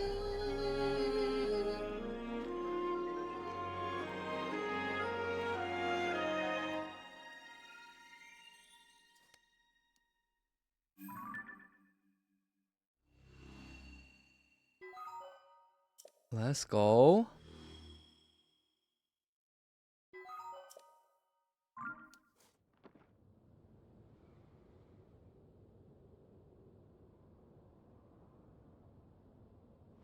All right. And then lastly, I need to go here. That's the last tower I need to get. I feel like I can get it. So, Kongmin, since you were technically the first person to know I was having a baby, what do you think of the name Southern? Southern? Southern's not bad. What is the inspiration behind the name Southern? Southern, like, is there like a specific meaning or?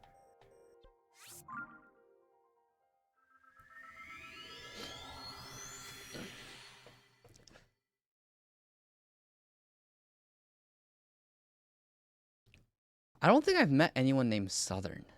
So that would be definitely unique, for sure.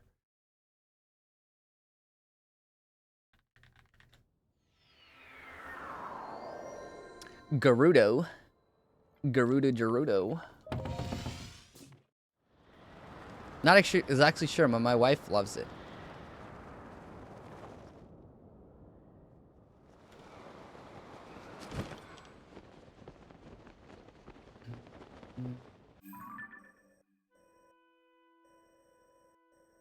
How do I get there?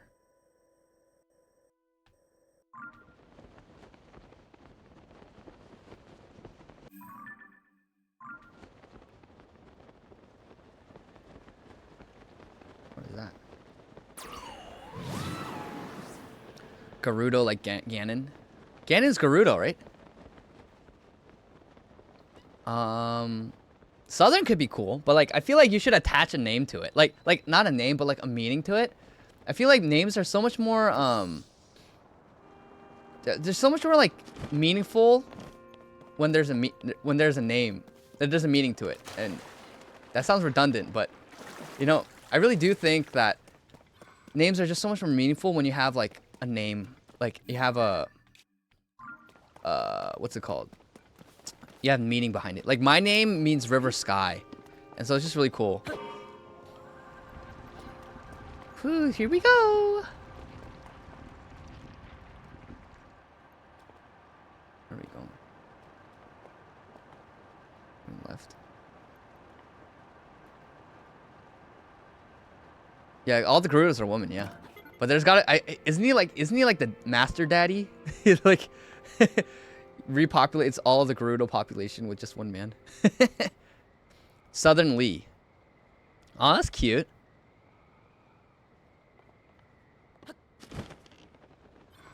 I remember reading, if it's not in the Bible or Shakespeare, it's not a name. This rule is a bit wonky, though. It allows for naming your kid after Jafar's parent. That's funny.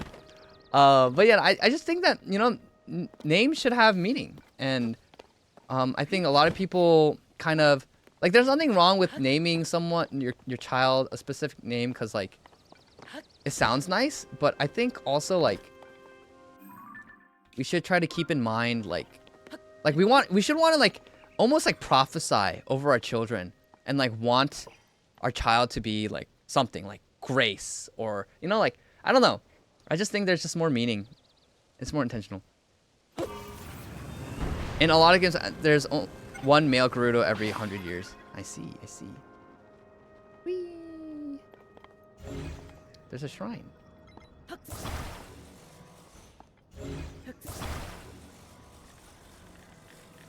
How do I, like, can I attach it? Hello? There you go.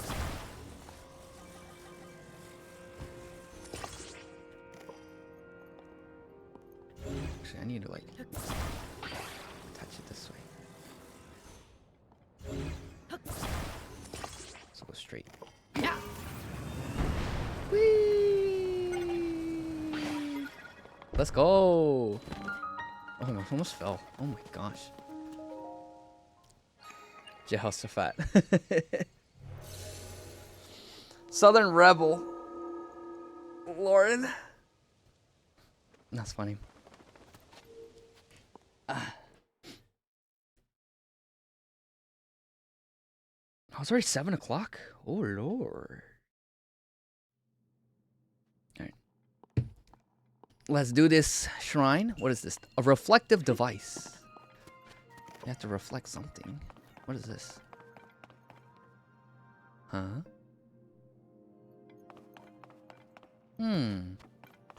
What is this? Oh, it's another new device that... Oh, I have to reflect it on that, huh? Uh-huh.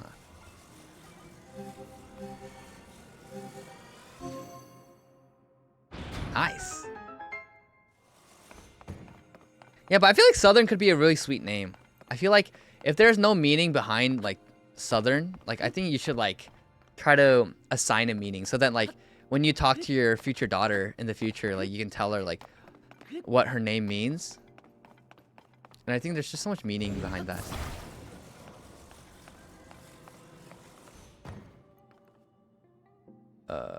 Oh, do I have to, like, shine the light in here, too?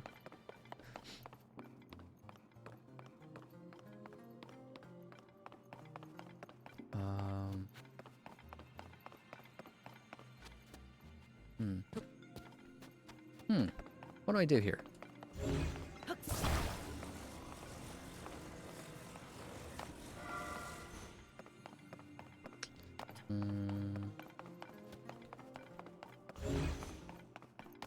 Oh, I have to put it over, huh? Oh, I can put it through there. There you go. Okay.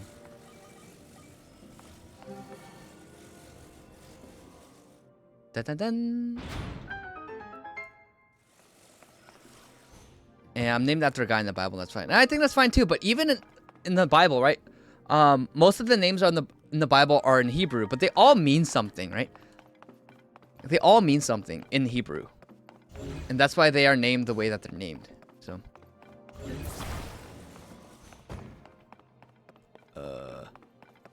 Oh, I have to reflect here too. Reflect this.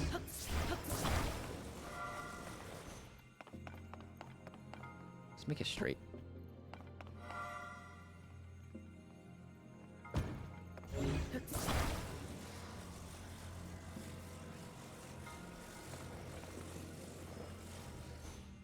There you go. Whee!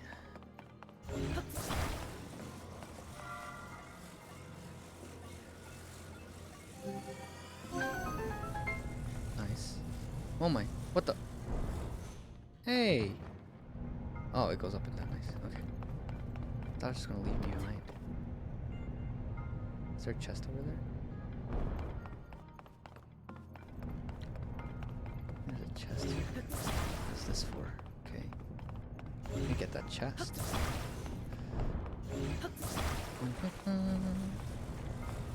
There's a light in here. Oh, it's... Can I like... What happens if I like point the light at them? Like, do they get hurt?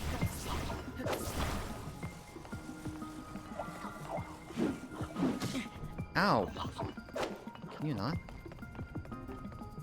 No, they don't get hurt.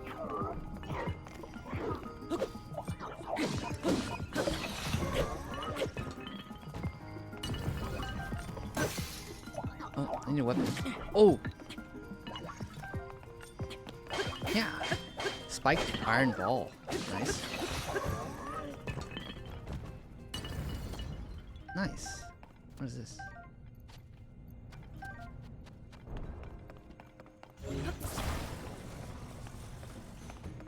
Okay, so like this way. No, this way. Nice. And then we're gonna reflect it this way. Where's the...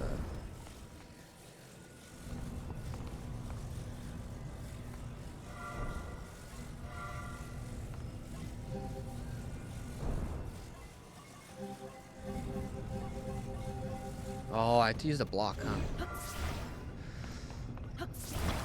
I'm named after the guy who died by falling in his chair in the Bible. Guy who falls by falling in his chair? Who did that? Who did that? Dun,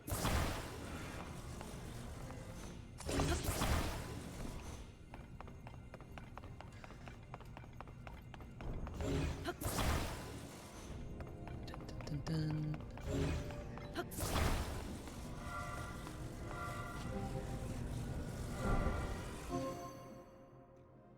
I did it without looking. Have you seen the video about how in our DNA it spells out Yahweh? It does? No, I haven't seen that video. What video is that? That's awesome. Large zonite charge. Nice. Nice. Nice. Okay, and then for this.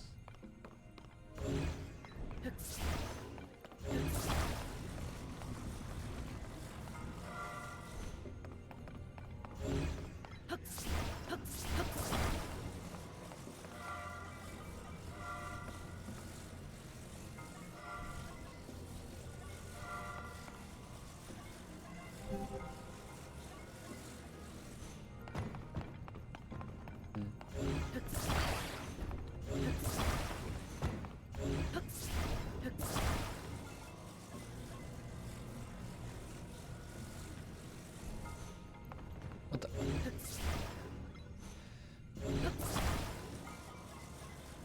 Okay. Got a light there. Spin over here. That's so cool. Like, so, like, what part, like, what in our DNA, like, does our DNA sequence spell out Yahweh?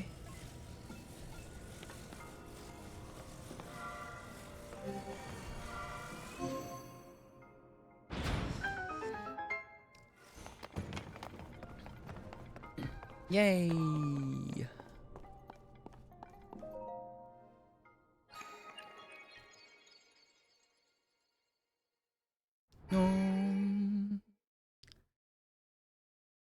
Dun, dun, dun, dun. Just get more stamina. Or more, like, hearts. I need to go to the goddess statue. Megami no statue.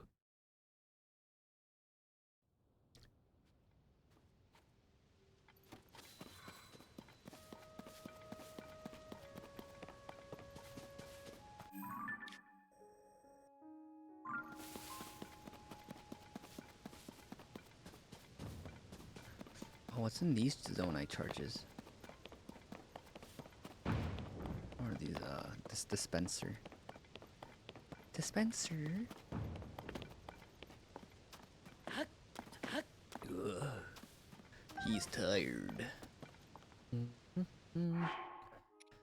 Where's my zonite charges?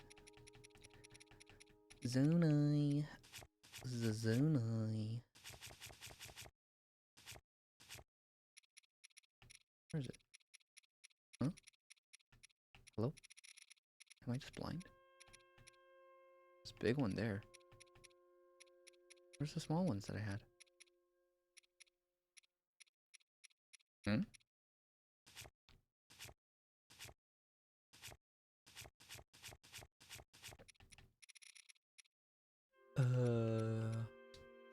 Am I just not seeing it? I do have it though, right? I do. Second one from the top? Oh my gosh. Thank you. So dumb. Okay.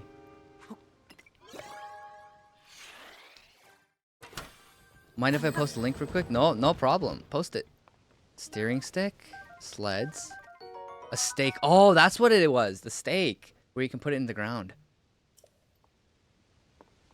Sled. A mirror. Oh, those are mirrors. Okay. Nice.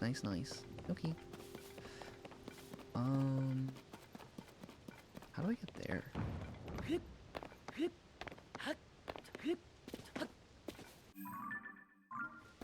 I want to get there. How does one... Do I use the launch pad? I think I used the launch pad, right?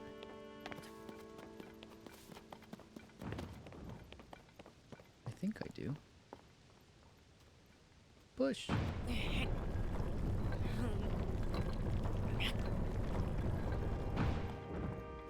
Nice, okay.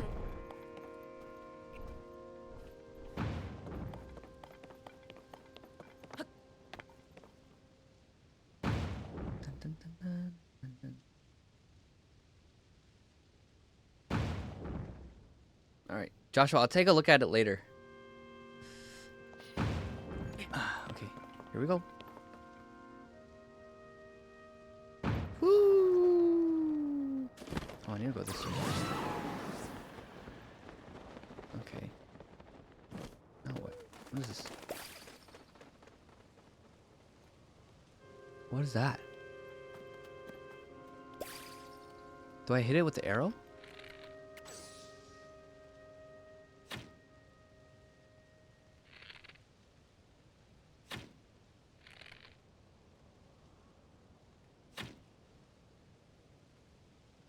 What do I hit it with?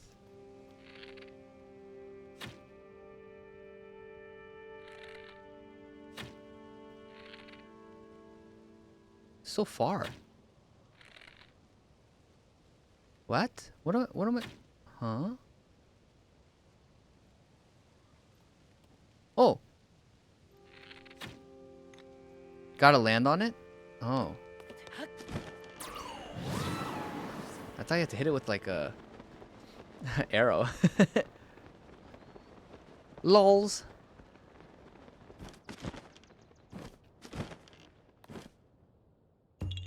Yeah, we got a Korok seed. Korok poop. Bye bye. Oh, what is this?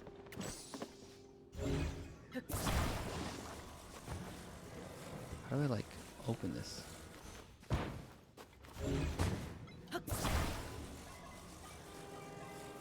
Like,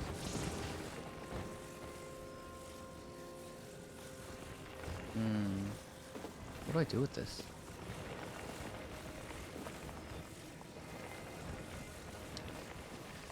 Chat, any idea what to do with that? How do I open this? I have no clue.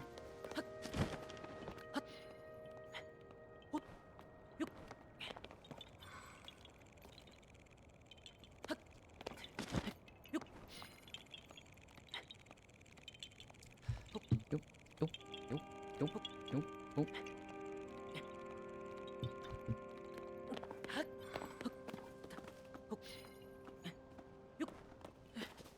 Oh, what's in here? What is that?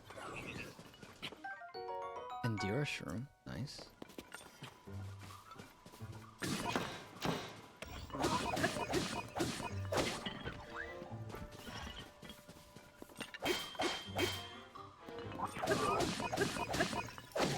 Die. Oh, he died.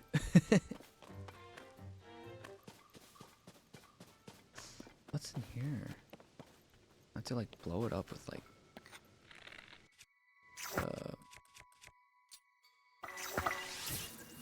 fire. Yeah, I probably have to go in from elsewhere, so I'm looking for a way.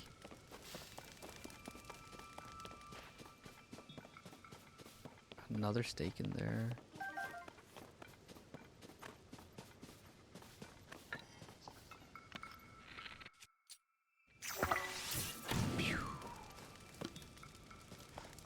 I kind of miss having like fire arrows and thunder arrows, you know? But it is cool that you can like attach it. Oh, what the? Hello? What the heck?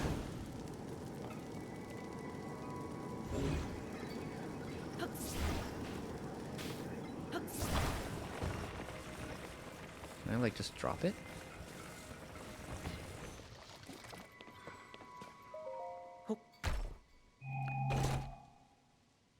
An old map. Dun, dun, dun, dun, dun. Oh, I have to explore the depths too. The depths, so much to explore down here.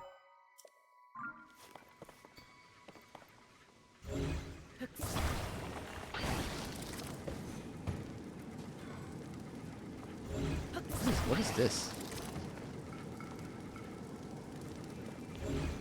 I'm gonna fuse it with my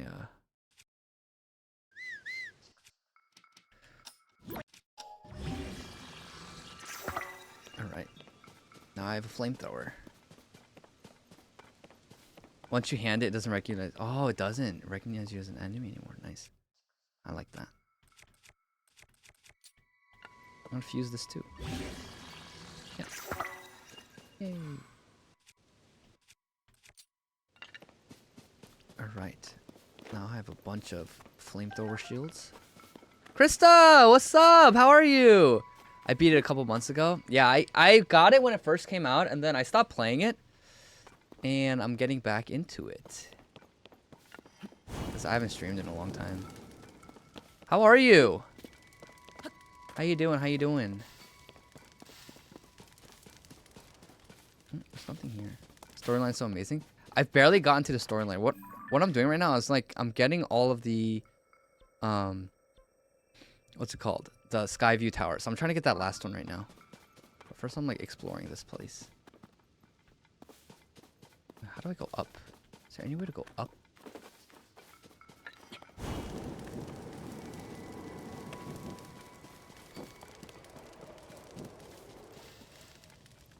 What is this? What is this? How come it's not like lighting up? I've been doing good. We gotta get you on a Smash Bros stream. I heard, yeah, I saw that you did it with Melly Mac and Mr. E. How was that?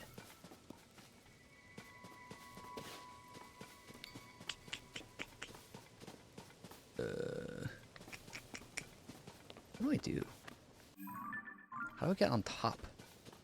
That's my question. Do I like go around?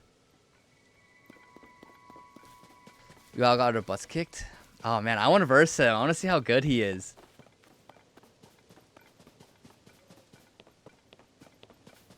Like, what do I... Oh, I do something with this, huh? Oh, it's the moon thing. The blood moon. Link! Link! The blood moon's rising. The monsters are reviving. Like, what do I do with this, though? Like...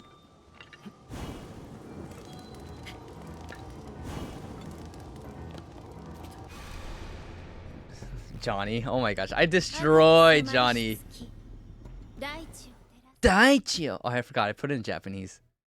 Japanese dub is so good. What do I do with this? Oh, oh.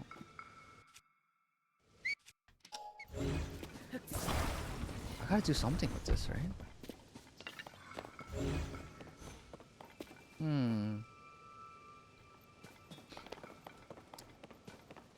Chat, any ideas? Whoa, how do I get on top? I have no idea what to do. I want to get on top, but like, oh, there's like a path here. Seems like. Oh no, this is just exactly where I started.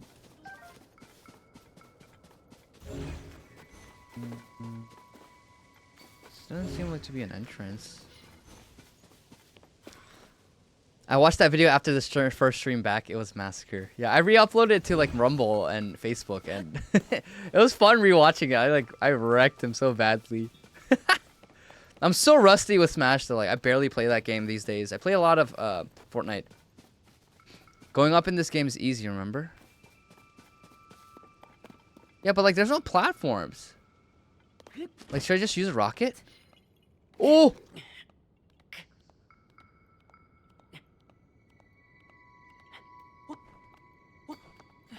Like there's not like I don't see any one of those platforms.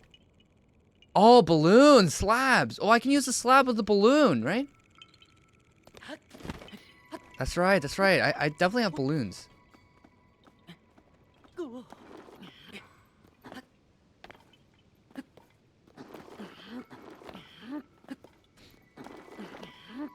Yeah, I remember the balloons. I remember the balloons. And there's a slab here that I can use.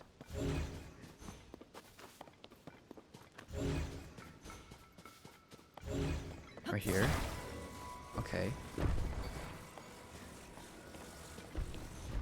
And then I have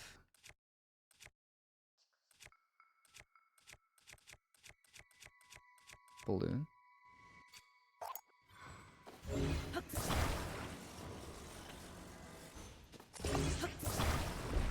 Okay. And so what the? It's stuck. No.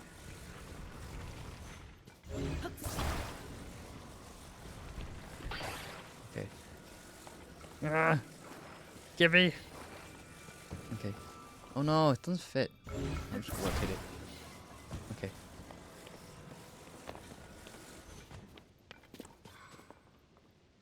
Where should I put it? Christian Ninja, how you doing? I'm doing well. How are you doing, Christian Ninja? What you been up to? Should I go down there? Okay. Okay.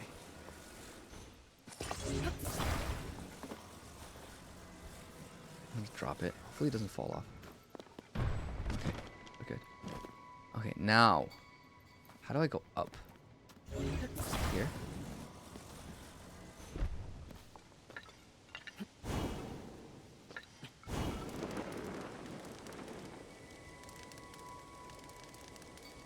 What? Why isn't it going up? Am I too heavy? Good. Editing videos for the taco creator training class. I'm 6'8", so I feel good about myself. That's good. That's good. Editing videos is such a bore. It's such a drag. Do you know any good like AI software that can help with like speeding up the editing workflow? Because editing videos, it can be such a drag. Started Honkai Impact 3rd. Do I need Hoyo addiction counseling? You might need it. I don't know. I've heard it's really addicting, but I haven't played Honkai, so I don't know. But Genshin definitely was pretty addicting. Wait, what am I doing wrong? Do I need the portable pot?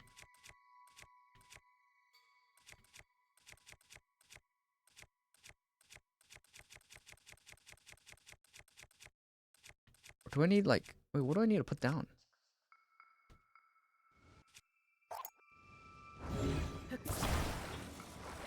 No, I don't think it's the portable pot that I need. What do I need?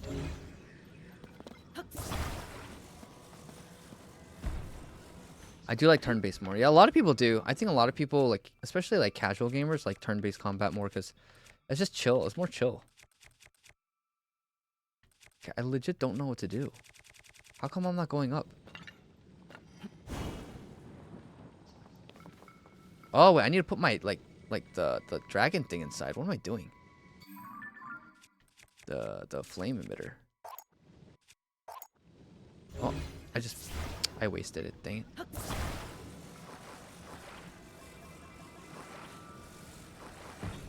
Duh, I gotta put it inside.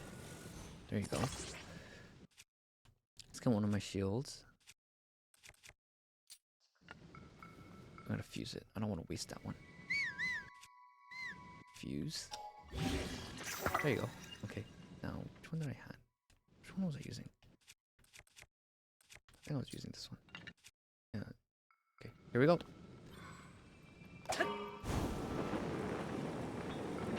We're going up! Let's go! Uh-oh. I need more energy. How do I use my Zonai charge? Can I use it? I'm gonna use it right now. Whee!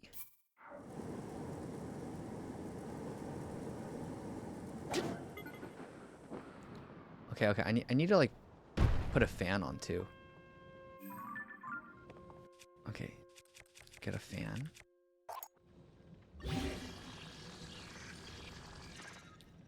Okay.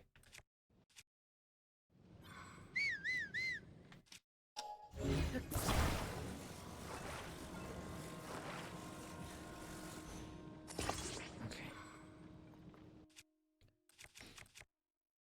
Just get a rocket. Maybe I can use a rocket. Oh, no. Okay.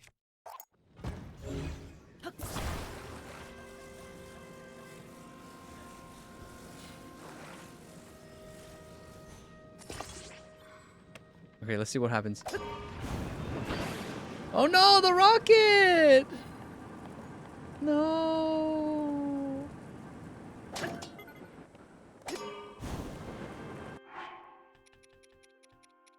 The rocket fell.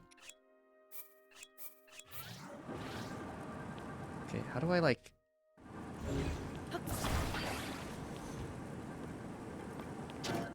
Oh no. Uh-oh. Well, that was an epic fail. What a waste. I should have like let go of it sooner. Okay. Back to the drawing board.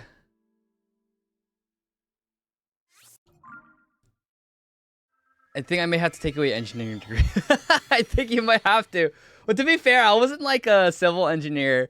I didn't get a civil engineering degree. I was a chemical engineer. So we deal with chemicals, not with like materials. Actually, no, we do deal with materials, but like not like already built materials.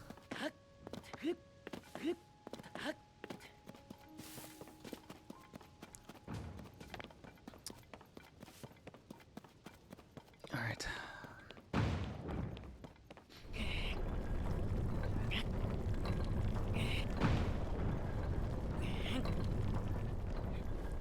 Maybe I can just like fly from here. Let's try it.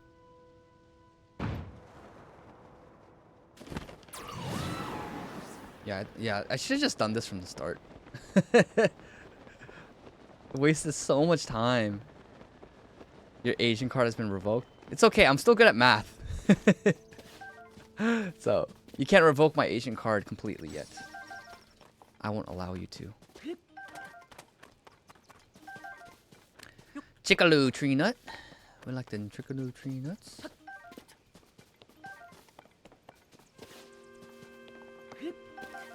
Just your engineering card. Yeah, you can take it. I'm not even using it right now. Anyway, so just take it. Take it from me. Take it from me. All right.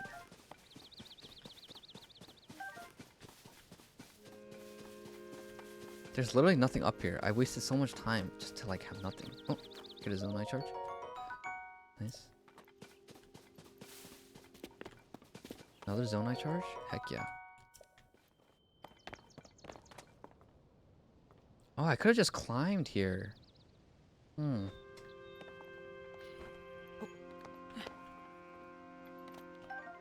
Oh! Oh my gosh. Why did I do that? I'm so used to Genshin controls. Can I change my keybinds? No, I can't. Dang it. Special controls? Oh, no, I can't.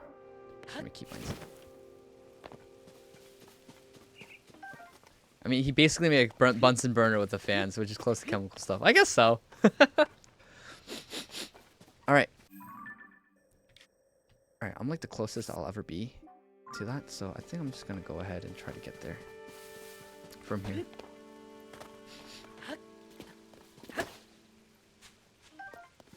Alright, what's the best launching point? I think this is like the best launching point. Alright, let's make our... Oh no, I didn't mean to make the card. Oh, let's put the card out. Dang it.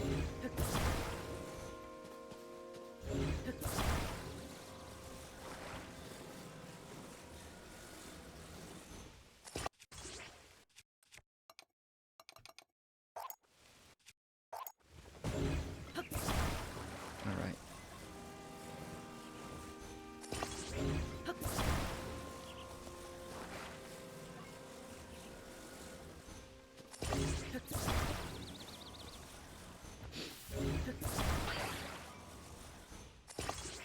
Alright, symmetrical, right?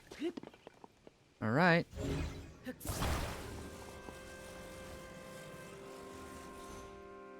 Here we go. Let's try to get the last one. Woo!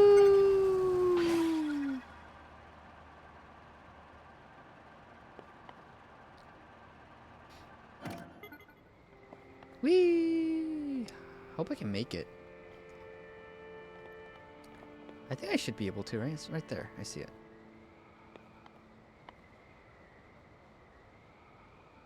It's like golf. It is, huh? If you grind raw zonite, you can get things that increase your battery's capacity. Oh, really? I have... Jirok, I have 91 zonite, and then I have 4 large zonite. Can I use it to increase my battery?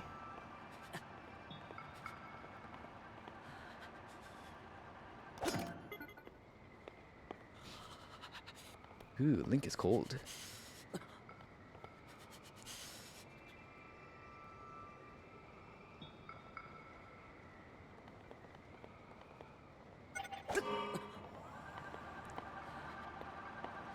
Faster. Faster.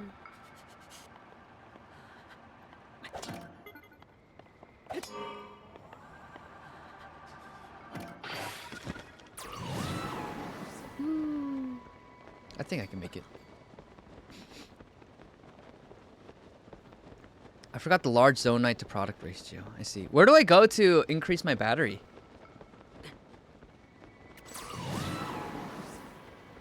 Do I have stamina food? What is this? Glow, glow, glow, heat resistance. No, I don't have stamina food. Oh well. We should be able to make it.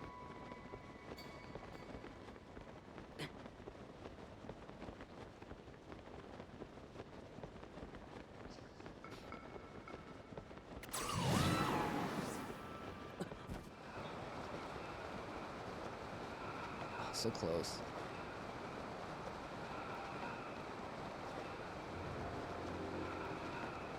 I think I can make it from here. Alright. Oh, I'm about to freeze. I'm about to freeze to death. No worries.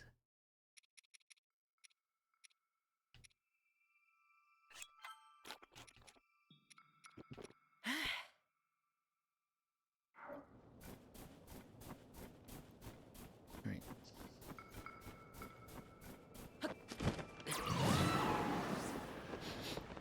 You can check with the Forge Master. Oh, okay. Got it. Have you done Spiral Abyss yet this cycle? No. You know, I've never done Spiral Abyss. Like, I've done Spiral Abyss once. For some reason, I just never get to it. How much longer are you streaming? After I get this waypoint, or this whatever this thing is, I'll be done for the day. Wait, Joshua, what's the significance of doing Spiral Abyss again? You get Primo Gems? Oh my God, I'm gonna die. What the? How come my free Primos, I see. Wait, how come my how come I'm not what? Huh? I'm eating food. How come my health isn't going up?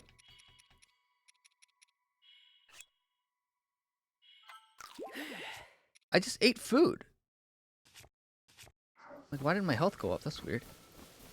Free Primo, 600. Oh, I see. Okay. I'm gonna have to do it this cycle. There's the one battery increaser and one inside shrine on Great Sky Island. There's another one north of the lookup one. Okay, Great Sky Island. Got it. Skyview Tower. Yay! I made it.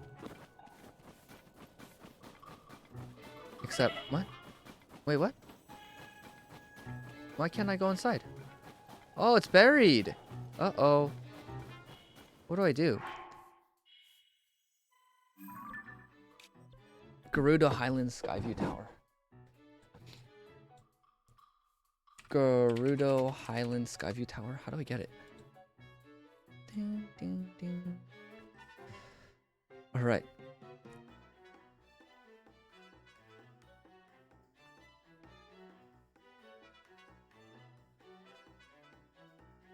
How to activate the tower. Find a place to use ascend beneath it. Oh, there's a cave.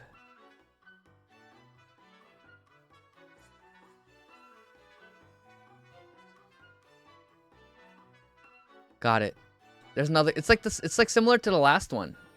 Not the other one we did, where you have to use ascend. Sir, you are freezing to death. I am.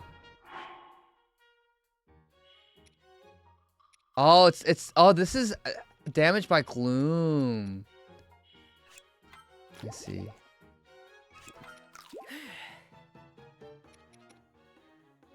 Okay, I'll be okay.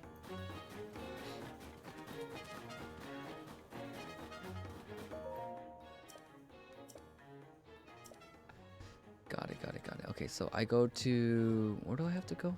I have to go to a cave. It's like north of the tower.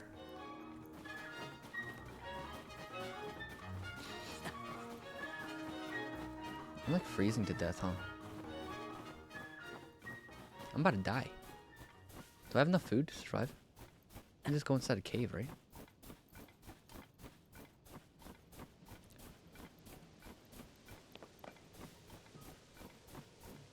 No, it's... Wait, it's this way.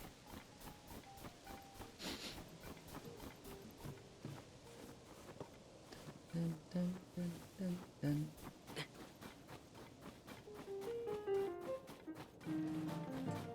Which cave is it? Oh, it's just north. Okay. Oh, is it this? No. I'm about to die. I need like heat resistance or it's cold resistance or something. Or else I'm not gonna survive. Where's my apples?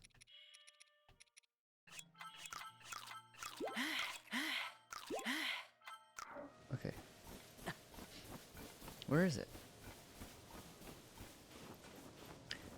Just north. Would you ever play a game like Sons of the Forest? Well, what kind of game is it? Why do you say it's not a very Christian game? Oh, is it that?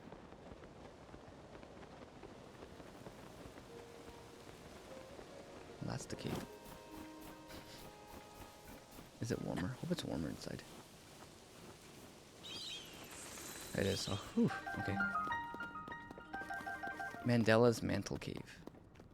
Rito sells warm clothes. Survival horror. Oh, I can't. I don't know if I can do horror. All right, I gotta make a boat. What is this?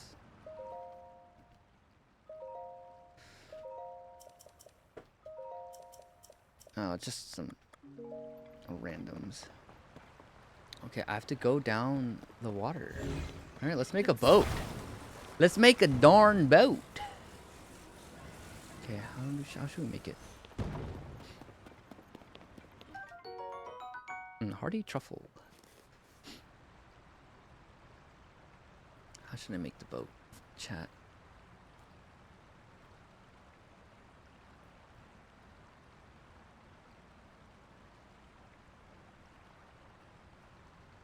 Okay. I want to make like a fancy boat. You know?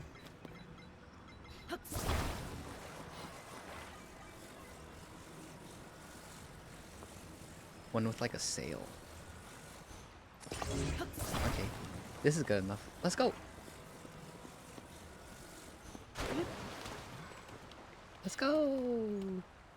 We're going on a trip in our favorite rocket ship, zooming through the sky. Little Einsteins. What is that? I think I want to get that, but it is okay. I'll get it later. Can I put like a steering wheel on this? Oh, it's that thing.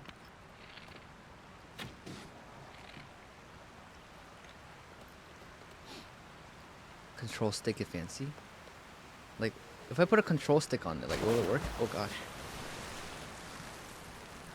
Oh, okay. And then so this is where I do the ascend. Right here. Kind of get ready.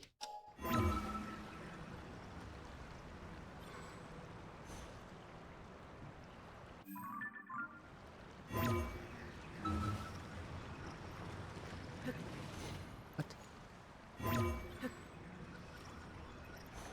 Oh no. Wait, why can't I do it here? Hello?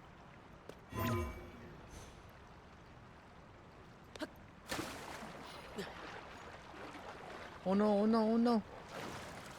I'm gonna drown.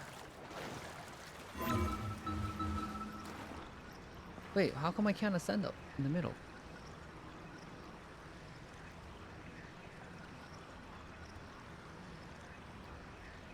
Interesting. Okay. What about survival games in general? I love playing Lego Fortnite with my niece. You know, I still haven't played Lego Fortnite, but it looks fun. Like, it's just that, like, if I would play Fortnite, I'd rather play like Fortnite. How do I like duck? How do I crouch again, guys? Oh, there you go. What's in here? It's so good. Yeah, no, Lego Fortnite's like, people love it right now. It's basically Minecraft, but better. Yeah. Oh, I got a chest. Topaz, nice. Okay. Dun dun dun dun dun dun dun dun.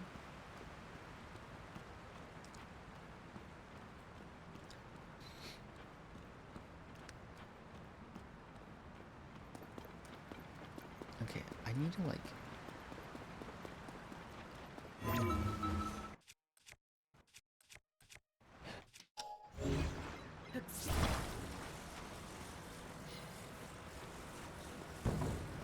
I need to like redo my boat. Okay. So like put it here.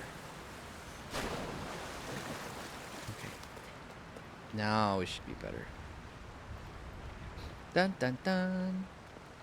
I'm excited to see where it goes. Fortnite's, it's only growing. It's like crazy how much Fortnite's growing.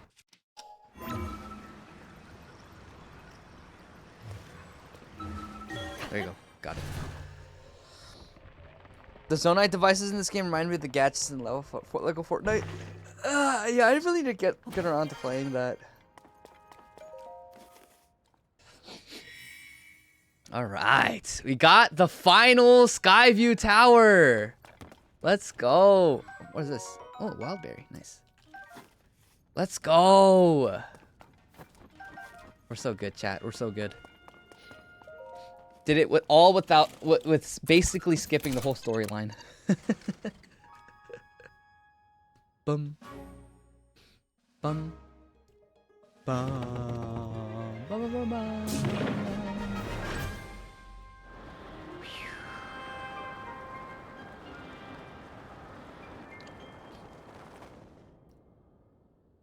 Let's go. Making a flying device was peak content for my niece. You can make flying devices in Lego Fortnite? That's awesome. Let's go! We got the final Skyview Tower and we can finally focus on the story.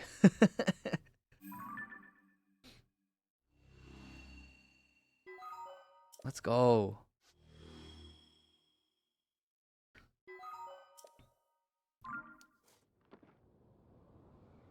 Sky map is complete. We just have to do the depths, but like... Sky map's complete. Let's go. And the regular surface map is complete. Let's go. It's so hype. Woo. Okay, but like, how come I didn't get any health for like getting the new tower? I feel like I should have. Oh, I'm about to die. I'm gonna starve. I'm gonna freeze to death. Woohoo.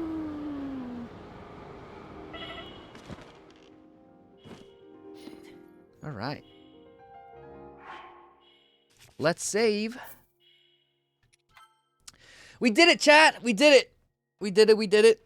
We got all of the surface and all of the sky. We completed the map. We got all the Skyview towers. That's crazy. We did it. Now, we will probably go Zora next. We will probably go Zora next, but that is for tomorrow, and that is for another day. All right, cool. Thank you, guys. Thank you for tuning in. Yes, sir. Yes, sir. Thank you. Thank you. All right.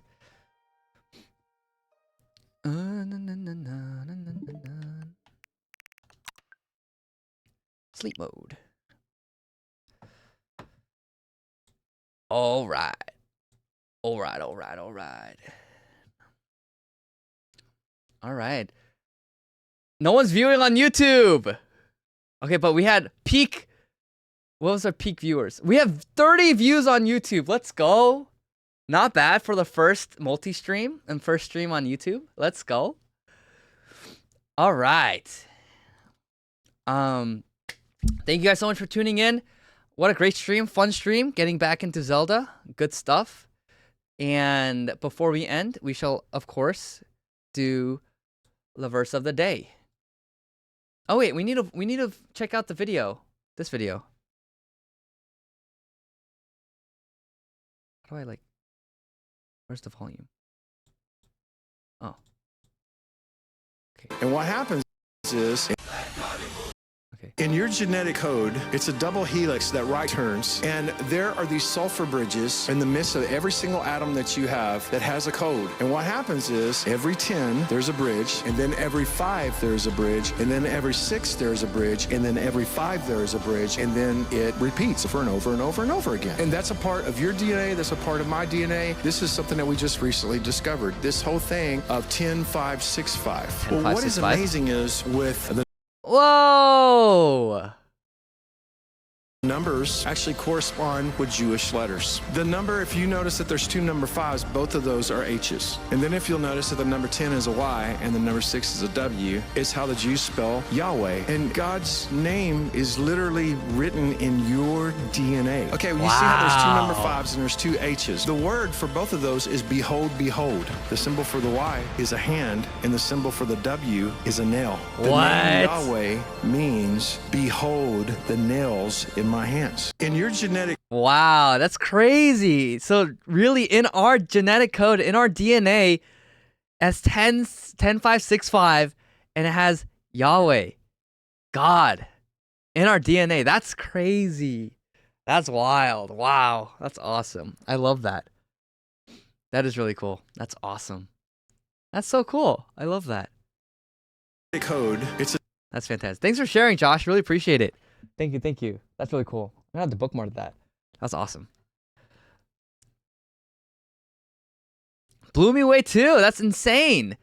Like, makes you realize, like, man, like, really, that there is an intelligent designer and God is real. God is so good. He's real. Man, that's awesome. I love that. So good. God is so good.